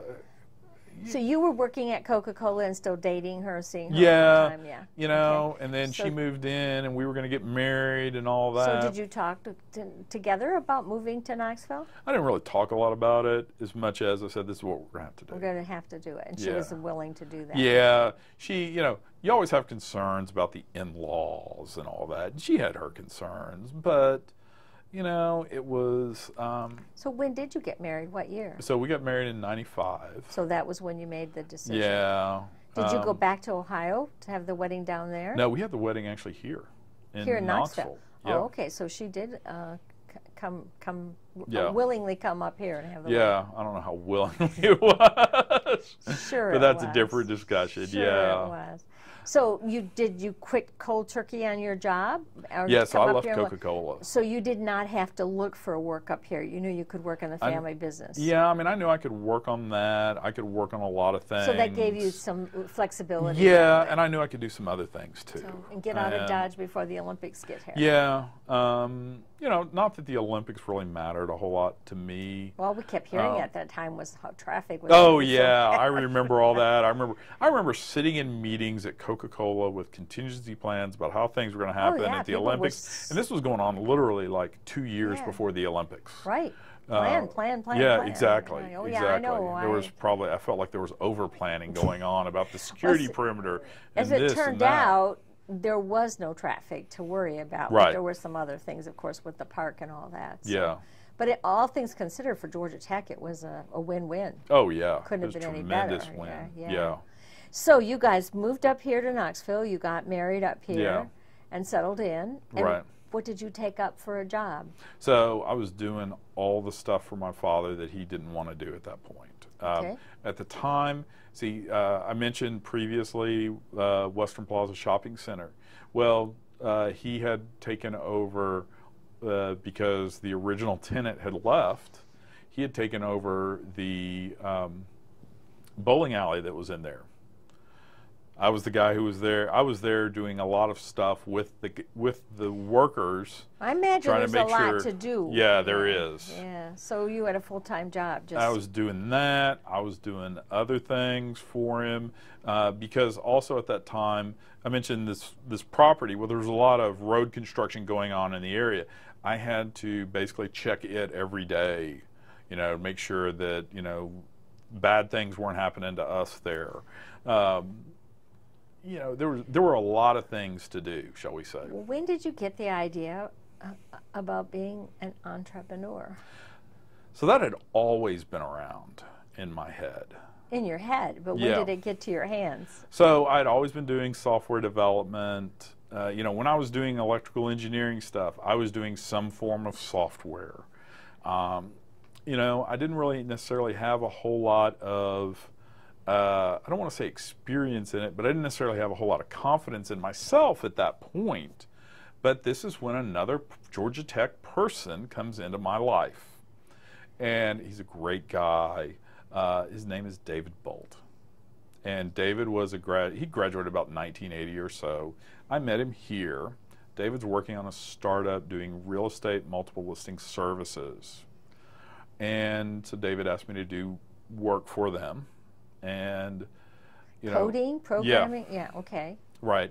And you know, and David was the leader, and I was one of the worker bees, and I, you know, openly admit that. you know, I still had some issues about I still wasn't necessarily enough forceful in my own life, which ends up, you know, because I can't necessarily do a good job of explaining things, you know, David would get on me about that, but that becomes a positive in my life. Because that taught me, you know, hey, I need to be able to verbalize myself. I need to be able to explain what's going on here. I need to be able to do those communication kind of things. And that also becomes a really important part of me. And so I always appreciate David for that. And that went on for, I don't know, a year and a half, something like that. And while I'm doing the work for them, you know, another company comes in and says, hey, could you do some stuff on this manufacturing system for, they were a company, they're actually about a quarter mile from here, literally across the road from here, not the road that you drove in on, but a different one. And so did a bunch of work for them regarding their manufacturing systems. First thing you know, you're in business. Exactly. So it just happened to you. Yeah. And they ended up sending me to Omaha, Nebraska a lot. Now, what is in Omaha, Nebraska, besides corn, there's actually is at the time Lucent Technologies. Lucent Technologies had been spun out of AT&T, and they had a huge manufacturing facility there. And there were a lot of things, you know, we don't really kind of realize it. We only look at it through the lens of history now. You know, we had the dot-com bubble. We didn't realize it was a bubble at that point. But there was also the competitive local exchange carriers. You know, they would have been competitors to Bell South that were created based on some early 1990s laws that had come out from the U.S. federal government. And so the bottom line for the Lucent Technologies in Omaha was they had millions of square feet of manufacturing facility, and they didn't quite know how to run it except to hand out the workers sheets of paper that said, go build this while you're, you know, during your shift. And this is, you know, 1998, 1999.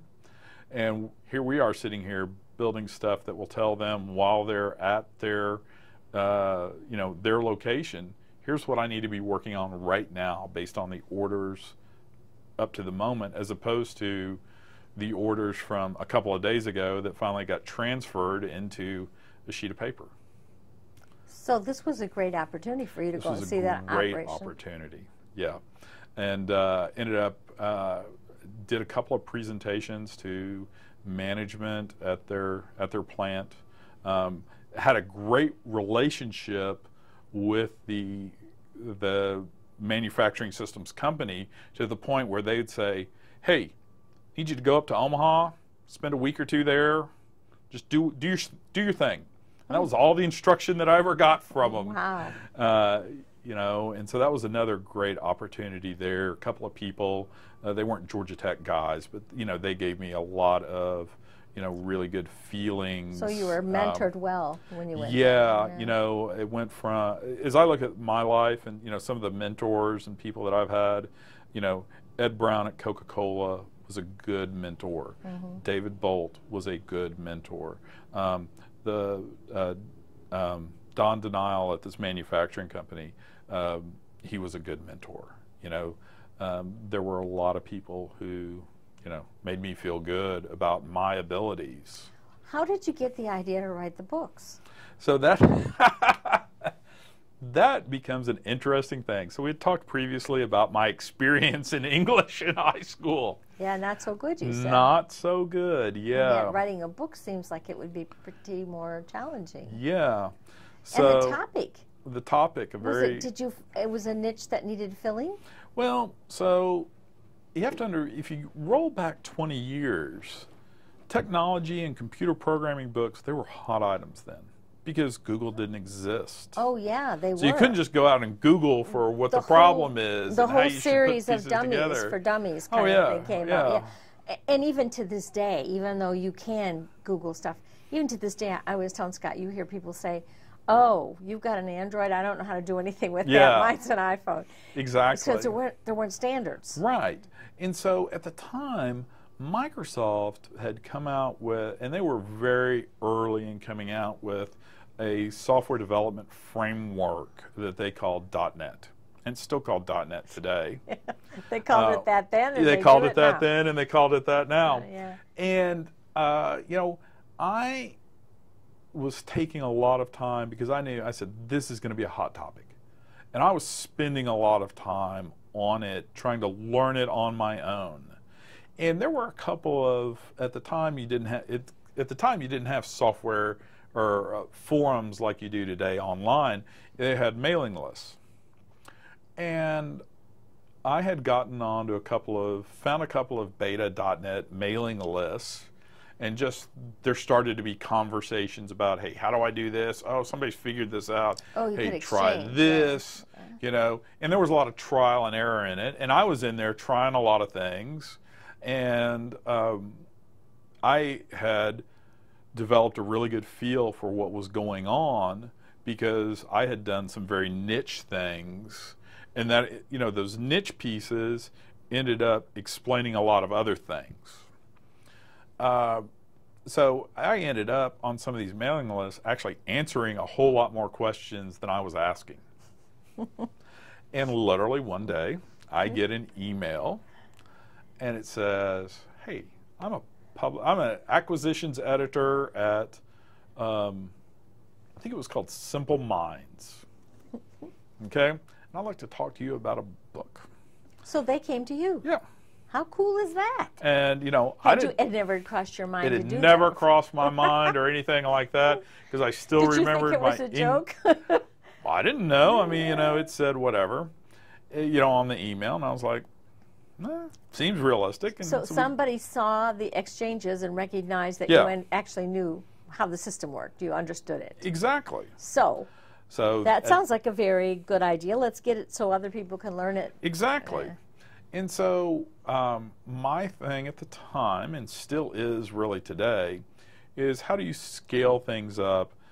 And because you don't want to make things work for 3 people or 5 people. You know, you got to make things work for tens of thousands, hundreds of thousands, potentially millions of people. Yeah. And so, you know, that's the big picture. Exactly. Myself and another guy from Georgia Tech, a guy named John Croft, who I knew from college, he and I ended up writing our first book. And that book was about, we called it Building Highly Scalable Database Applications with .NET. That is a name only a mother or another engineer could love. It wasn't, you know, cutesy pie or anything like that. It was technical, very exactly. Technical. But there was a market for it, so. We hoped so. I think it sold about 4 copies. You know? Really? No, it didn't sell very well. And I kind of went, oh. All that work. Yeah. But a while later, the publisher, I mentioned Simple Minds, and they had been purchased by somebody else, and they ended up getting purchased by another company, and they ended up getting purchased by Wally Publishing, which is up out of New York. Okay? And it ends up that one of those companies that had been purchased was a company named Rox, and Wally decided to keep the Rox brand. And the Rox brand was famous for putting the faces of the authors on the front with red around it. And so they said, hey, how about another book?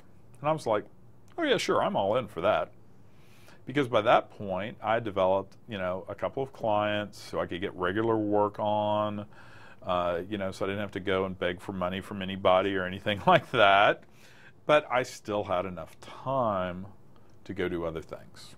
And so I thought the books were a great marketing piece. How long does it take to write something? Boy, it takes a long time. Oh, it seems. Because you are divided up into 2 different groups.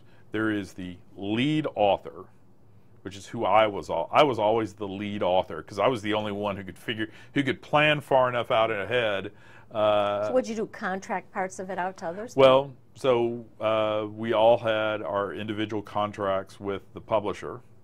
And as I say, you know, Writing a book is the greatest non-minimum wage job you could get, because you would appreciate it if you could get minimum wage during it. Yeah. You know, So much time. exactly. That, and you know, but I also stepped back and I said, let's start thinking about something. And this becomes another piece that's kind of important in my career of, let's not think about what's cool for us. Let's think about what's out there in the marketplace. And what does the marketplace need? And that becomes another piece that's really important for me.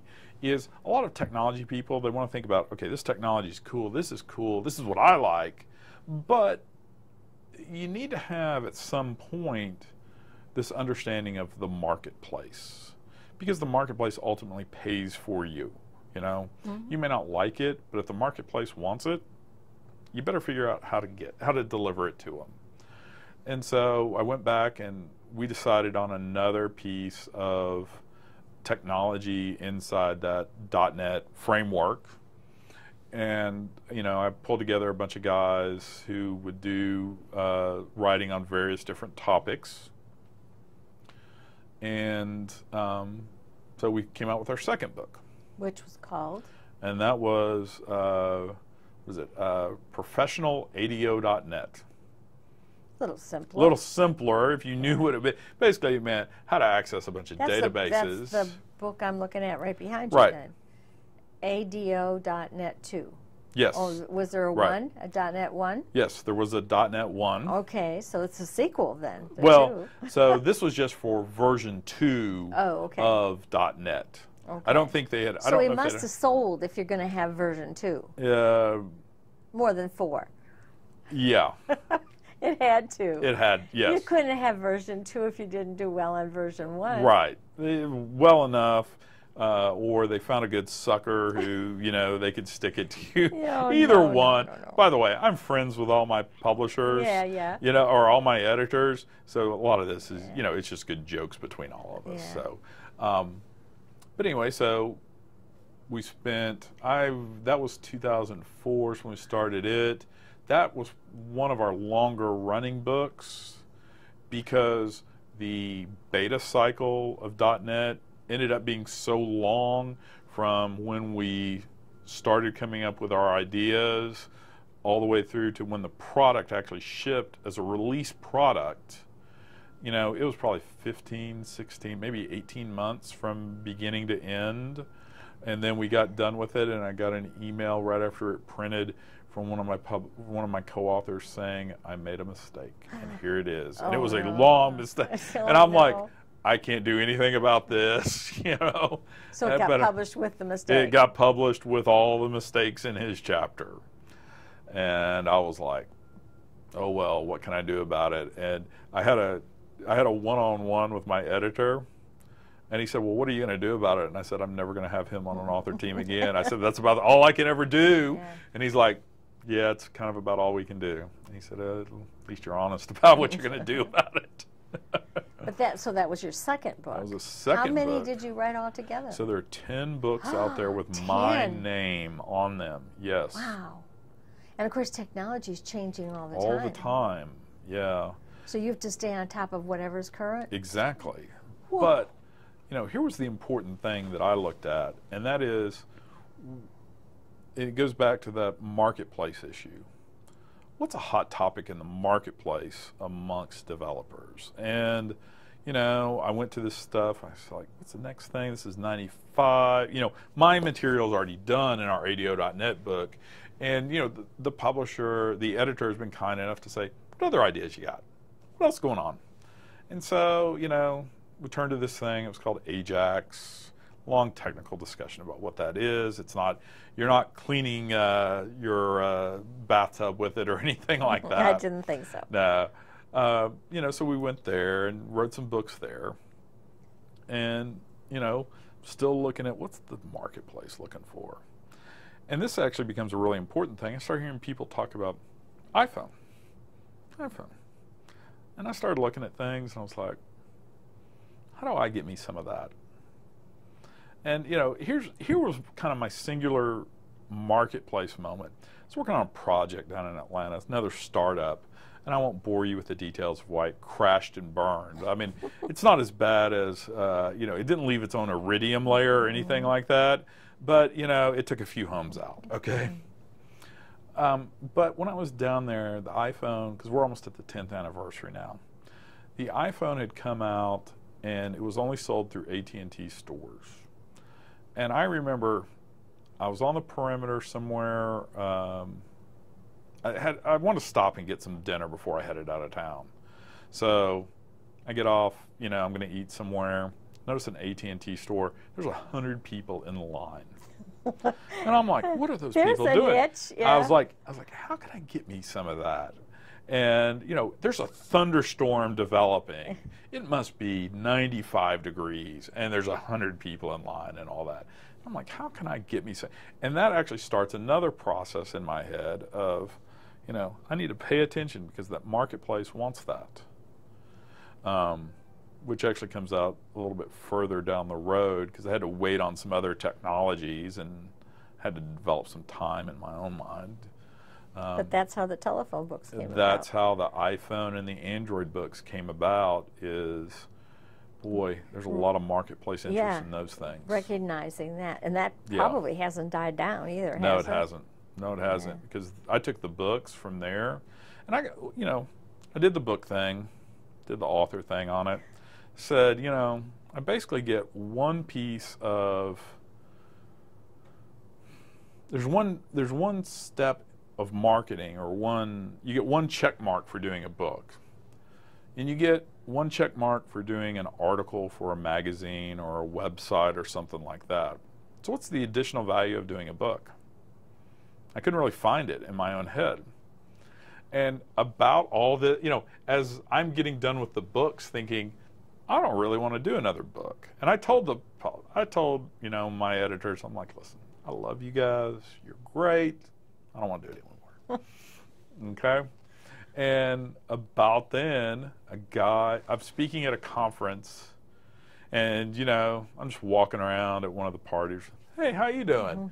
You know, oh, hey, I'm Mike Desmond, I'm editor, blah, blah. You know, I didn't know what editor, I just knew, oh, editor, not somebody I want to talk to, you know, because I just thought it was a book. And then he goes, oh, no, I'm editor, Visual Studio Magazine, blah, blah, blah. I was like, oh, hey, I've been doing this stuff on Android and the iPhone. He's like, man, I want some of that. How do I get me? He's like, does he get him some of that?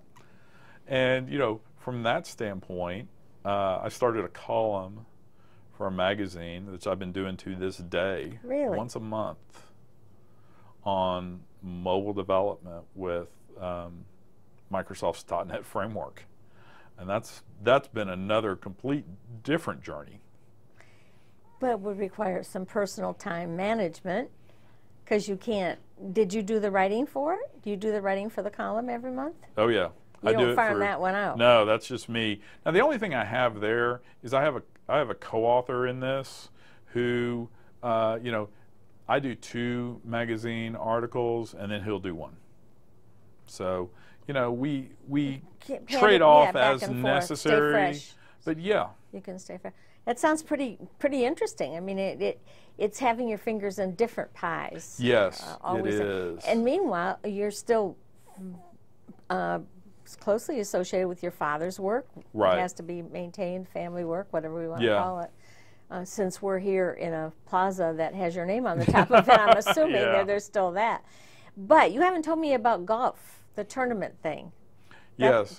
Did that come out of this? Well, that kind of all tied together a few years ago. I'm sitting around at a golf course, and, you know, I'm sitting here thinking, these guys are trying to count up the scores. They are not going to be, I could just tell, you know, because I had that technical background, because I had that minor in math from tech, you know, I'm sitting here going and looking at this and going, this is just not right. I know there's a problem here. And, you know, all of a sudden, kind of over the course of, you know, a few days, a few weeks, I'm sitting here thinking, boy, why couldn't I take my phone, enter my scores into an application, and then those scores get transmitted somewhere else into, you know, the popular term right now is the cloud. Yeah. Yeah, everything is the cloud. Yeah. And I started thinking, like, why couldn't I have an application? We keep the scores on the application for each team, and when we walk in, we know who's won and lost. Sounds like a good plan. Yeah. Did you get somebody interested in that? Boy, did I. Tell me in a minute. So you did the research and found out nobody else was doing this. Right, nobody else at the time. Well, that means you were first. Well, there are other people who are working on it, but yeah, we were pretty early for this area. Let's put it that way. Did you get a patent for what you came up with? Or Yeah, is so this the kind of thing you can't copyright well, or patent? You know, we have patented certain pieces of this, and we have a patent and intellectual property attorney, which has another Georgia Tech connection. Yeah, it has so to be watched too. Yeah, I always love these little pieces of the story. Yeah. Because there's a gentleman who earned his PhD at Georgia Tech, whose name is Dr. Joseph Googe, and I don't think he ever taught at Tech, but he did, I believe, earn his PhD there. And he lives here in Knoxville, and I've known him for many, many years. So he protects you then, pays Well, attention? we know him. Anyway, so we started talking about, okay, some patents, what do we need to do here, blah, blah, blah. And someone said, I remember someone said, what about Joe Googe's grandson, Matt Googe? Matt Googe is an intellectual property attorney here. He didn't, the Georgia Tech connection being that Dr. Joseph Googe had actually helped me get into Georgia Tech in 1986.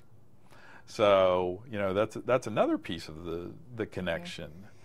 Now, is the idea for individual people to do this, for country clubs to use it, or tournaments to use it? I mean, where's the asset for this? Where's the line?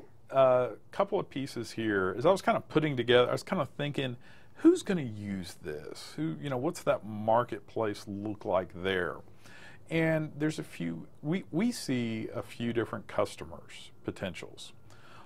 Customer number one is there's lots of charity events out there. I mean, everybody has golf tremendous number of them. Yeah, to raise money, sure. Right.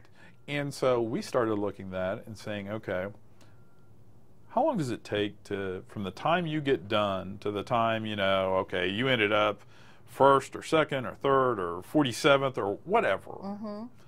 How long does that take? And we started figuring it out, and I was like, it takes a long time. I went to play in a golf event down in Chattanooga a few years ago, and we were probably an hour into only getting half the scores, because the golf professional would go into his office and he would total up the scores and manually, and then he would come out, and up on the scoreboard he would put the name of whoever the captain was for the team. I don't know how that was decided, but it was.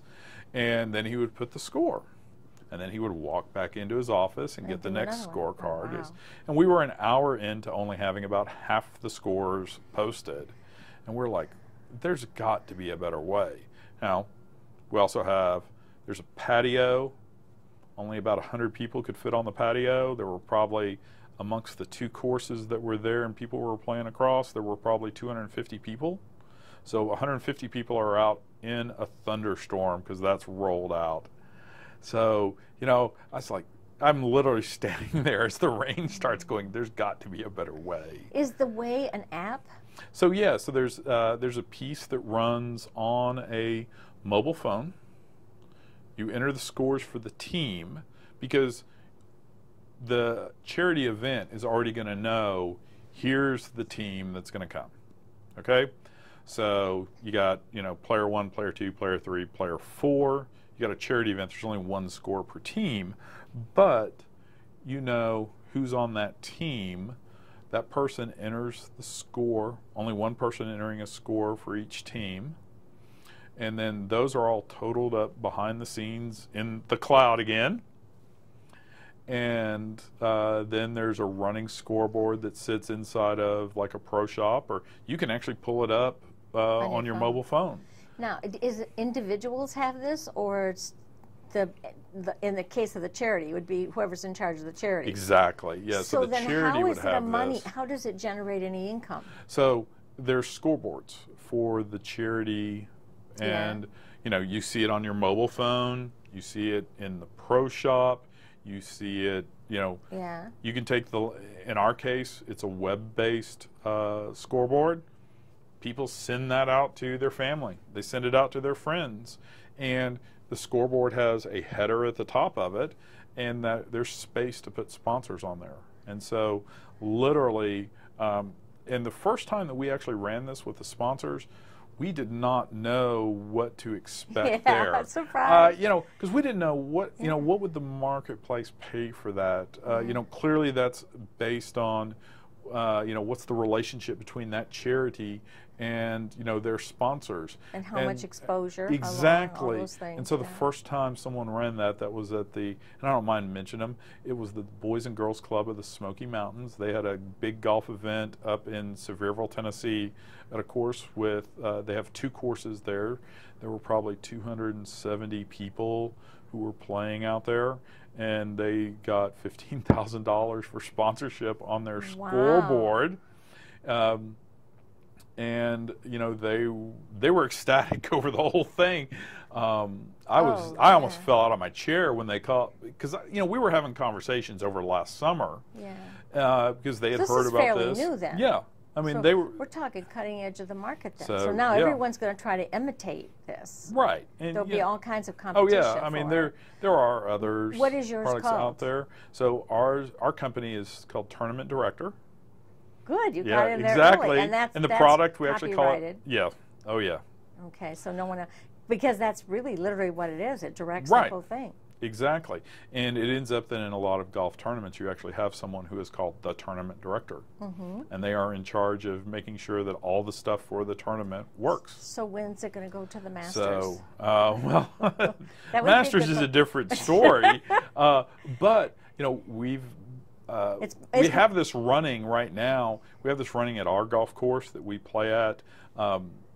And if I can, I mean, it's good for charities. Oh yeah, it's great. That's a target audience, and some of the other, that is one target market. Yeah. Because the charities can go and they can at least pay for it. Because the problem becomes that hour to an hour and a half to 2 hours afterwards, people don't want to wait around. No. I got other things to go do. Everybody's in a hurry today. Exactly, and so they want the results. The response at the Boys and Girls Club up in Sevierville was, oh my gosh, this is the greatest thing, because here it is 7 o'clock and we're announcing who won. They don't ever want to do another tournament without that now. Exactly. That's it's very sticky for them. It's very sticky. And that's just the charities. I know we have auctions too. Auctions are real popular for charities. And the old-fashioned way of doing it, no one would even think of doing that anymore. Now they're just coming up more and more gimmicks where all your bids are on the phone and everything goes to the phone. It happens really fast. Yeah. Be the same thing for the golf tournament. Exactly. Yeah. Exactly. So that's one. That's one marketplace. Yeah. Another marketplace that we find is the actual golf clubs and the golf courses themselves. Because every golf course, every country club, they have regular weekly games, and it takes them, I don't know, depending on their game, it could be anywhere from 20 minutes to 90 minutes after a game to figure out who won and lost, and people want that time back. I would think all you need to do is have a salesman that's hitting all these places. Well, the funny thing, here's another piece of this. I actually audited a bunch of scorecards early on to see, how accurate are these, and up at our golf course, they are not very accurate at all. I was going to say, it's not that people cheat. No, it's that people it's that they make mistakes. Yeah. Exactly. Just like your editor there who ruined a whole chapter. Yeah. No. Over 60% of golf scorecards for a team that are in a handicapped event are wrong. Yeah. So technology is much more efficient than human. Exactly. So that's another marketplace for this. We think actually a third marketplace are state level and regional golf associations, in that we have the ability to somebody, because we literally just ran this at our club 2 weeks ago, actually 10 days ago. This is brand new. Well, we ran this module where they had the club championship, and they had what's called a qualifier. You play 18 holes, stroke play, then they rank you 1 to whatever, and they say, we're going to take the top 16, and they're going to go on. Well, that is much more akin to official golf. And so what we did, literally our golf pro said, he said, hey, Wally, you've been talking about all these pieces. I am all in now. He used those terms. Oh, I am all in. I'm ready to do everything. The whole yeah, he's like, yeah. I want to do, you've talked about signing the scorecards. I haven't seen it yet, but we're going to do it. Yeah. We're going to run with there's another Sounds thing in good. golf called markers, where I would keep your score, you would keep Yeah, John's yeah. score, and John keeps mine. You're supposed to keep everybody honest. Exactly. Yeah. You don't exactly. have to worry about that anymore. We did all that. Yeah. Okay. That's all on the technology. Exactly. Yeah. If there's a difference between what you say my score is and what I say my score is, then I get a message that says, talk with your marker. Yeah. Check with your marker on hole 4. Yeah. And interestingly enough, when we ran this, we had 3 instances where the marker said, hey, I got to go check with my marker. And they corrected it on the course. Maybe almost immediately. Yeah, almost immediately. It wasn't corrected 3 hours afterwards. Sounds like it's going to have a good life. Yeah, and here's one of the interesting pieces there is that when I was initially first looking at this, I was talking to our golf pro staff, and I was like, what do you guys think of this? And they were like, kind of like, a little bit skeptical. They were a little bit skeptical. I can also tell you our golf pro was really skeptical. But one of the things that came out of that discussion with them was, hey, you need to talk to Arthur. And I was like, okay, I'll go talk to him, because I knew who Arthur was. I didn't know a whole lot about his past history. But Arthur had sold his company, so he had plenty of money.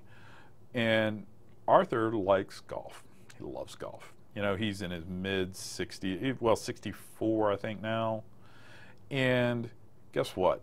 He's a Georgia Tech graduate. What a surprise. He loved the idea, I'm sure. And so he loved the idea. And interestingly enough, Arthur does work for CBS Sports.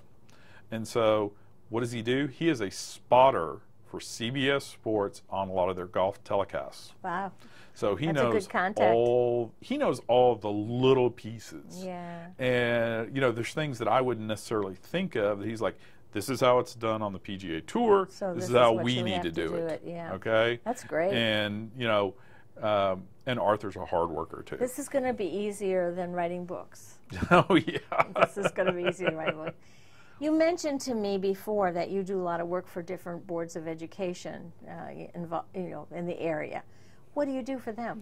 So there's a couple of, so on the education side, 2 things. One is because I went to Roan State, I think it's really important to, if somebody calls from a community college, they get a response and they get something, what can I do for them?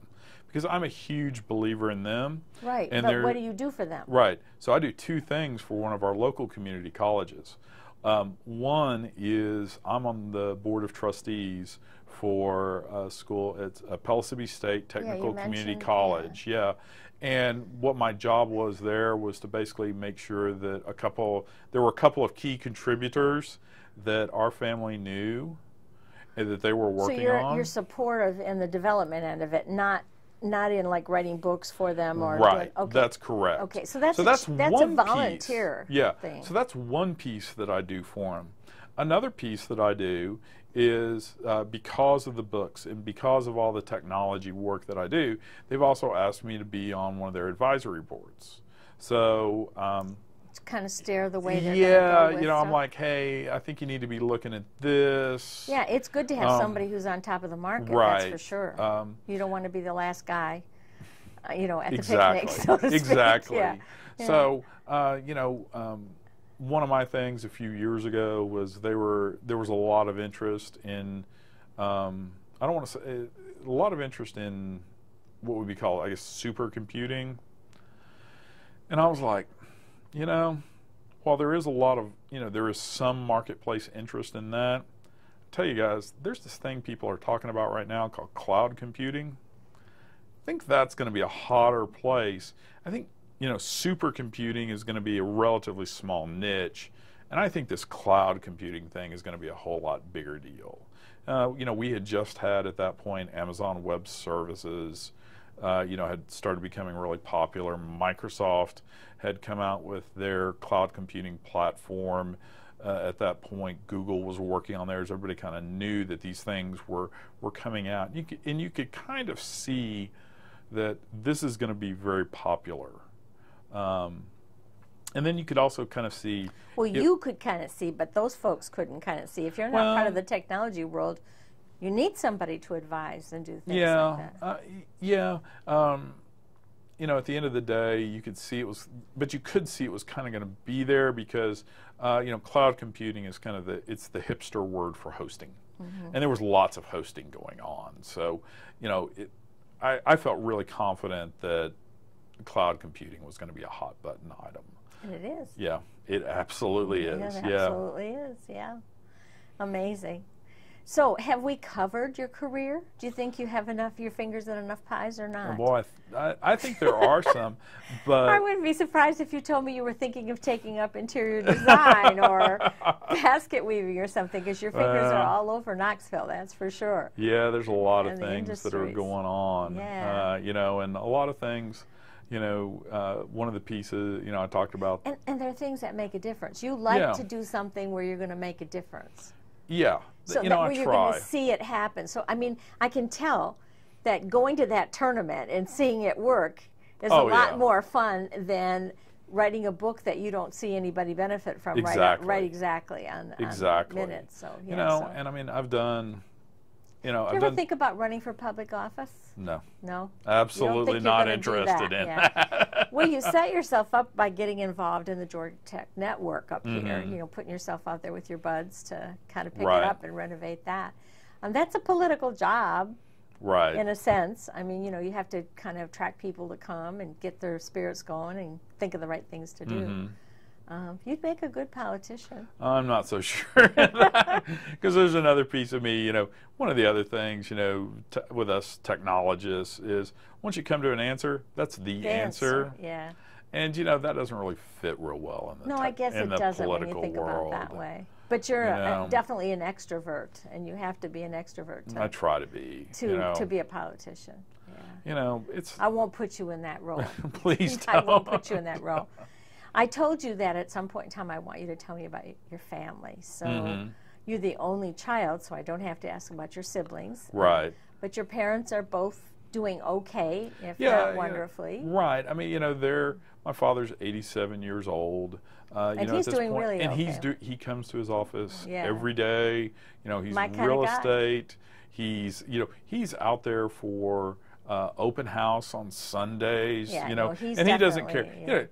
95 degrees, 35 degrees. Doesn't matter. He is there from 2 to 4 p.m. And if you're looking to buy, he's talking to you. He's doing a showing right then. You can count on him. Yeah. He's dependable. He's responsible. Right. Now tell me about Rhonda.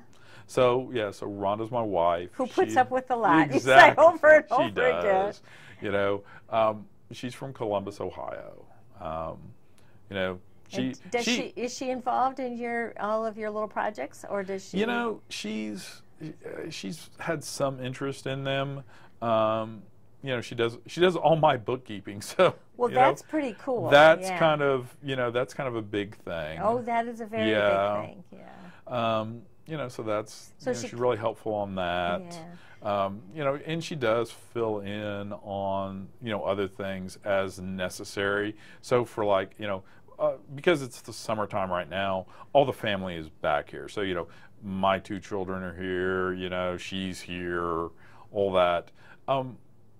So Sometimes on sometimes at 8 o'clock, I'll yell for everybody and say, hey, I need you guys to test something for me right here. And they're there. And they're there as, and it's hard for, my kids, my daughter's 20, and she's going to be 22. She's, my son's 20. She's Kirsten. Oh, Let's talk about Kirsten first.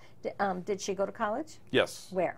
Yeah, so she went to Miami University up outside of Cincinnati. So up she in chose Oxford, her Ohio. own place to go, Yeah. did her own thing. Right. And what was her major? What is her So interest? she's in marketing and finance. Okay. Yeah, she's getting ready to graduate. She's going to graduate a semester early. Oh, that's pretty Yeah, amazing. she's planning right now. Saving you some money. A little bit. I don't know. I don't know. So she'll be looking for her first job, just like you did for Coca-Cola. Exactly. Yeah. Exactly. So she's. But she's home for the summer here with you? Yeah, she's home. I mean, she actually is taking a class right now, but she's taking an online class. Mm-hmm. I wish we had some. I wish I had taken a class like art history. I don't know how hard art history is. No, but just the fact you didn't makes you wish you had. Because you were so focused on your electrical stuff. Last week, last week I'm like, so what'd you guys do today? Oh, we went and visited a couple of museums. And that's pretty cool. I'm like, I did want what? to do that. Yeah. But I think that's important to be well-rounded and not only know the finances and marketing, but also to know culture. That's important too. And your son is Brad. Yeah. And what does Brad do? So Brad wanted to do engineering, and he wanted to do something different. So where did he go to school? So he went to Virginia Tech. He picked his own mark. Yeah, which is fine. I mean, there was no pressure in my world. And he's in, what year is he in? So he's just finished his sophomore year, but the problem Brad has run into is the old joke about when do you see a professor? And the answer is when you pass one on the street. Oh, you can't get any attention. Yeah. And so because Brad and Kirsten had gone to web school, which is where I went to school, which is the same size as when I went to school. You had 100 or so people. Well, she isn't, but that's a huge school. Yeah. And so Brad said back during Christmas, he's like, hey, I don't think I want to do this stuff anymore.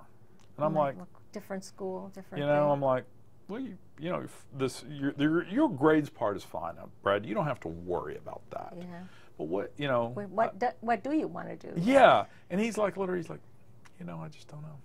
Well, sometimes it takes a while to figure out. And I said, do you want to be at Virginia Tech? Do you want to be in Blacksburg? And he's kind of like, no, I don't want to be there. It didn't take. Sometimes it doesn't take. And and I'm like, that's okay, Brad.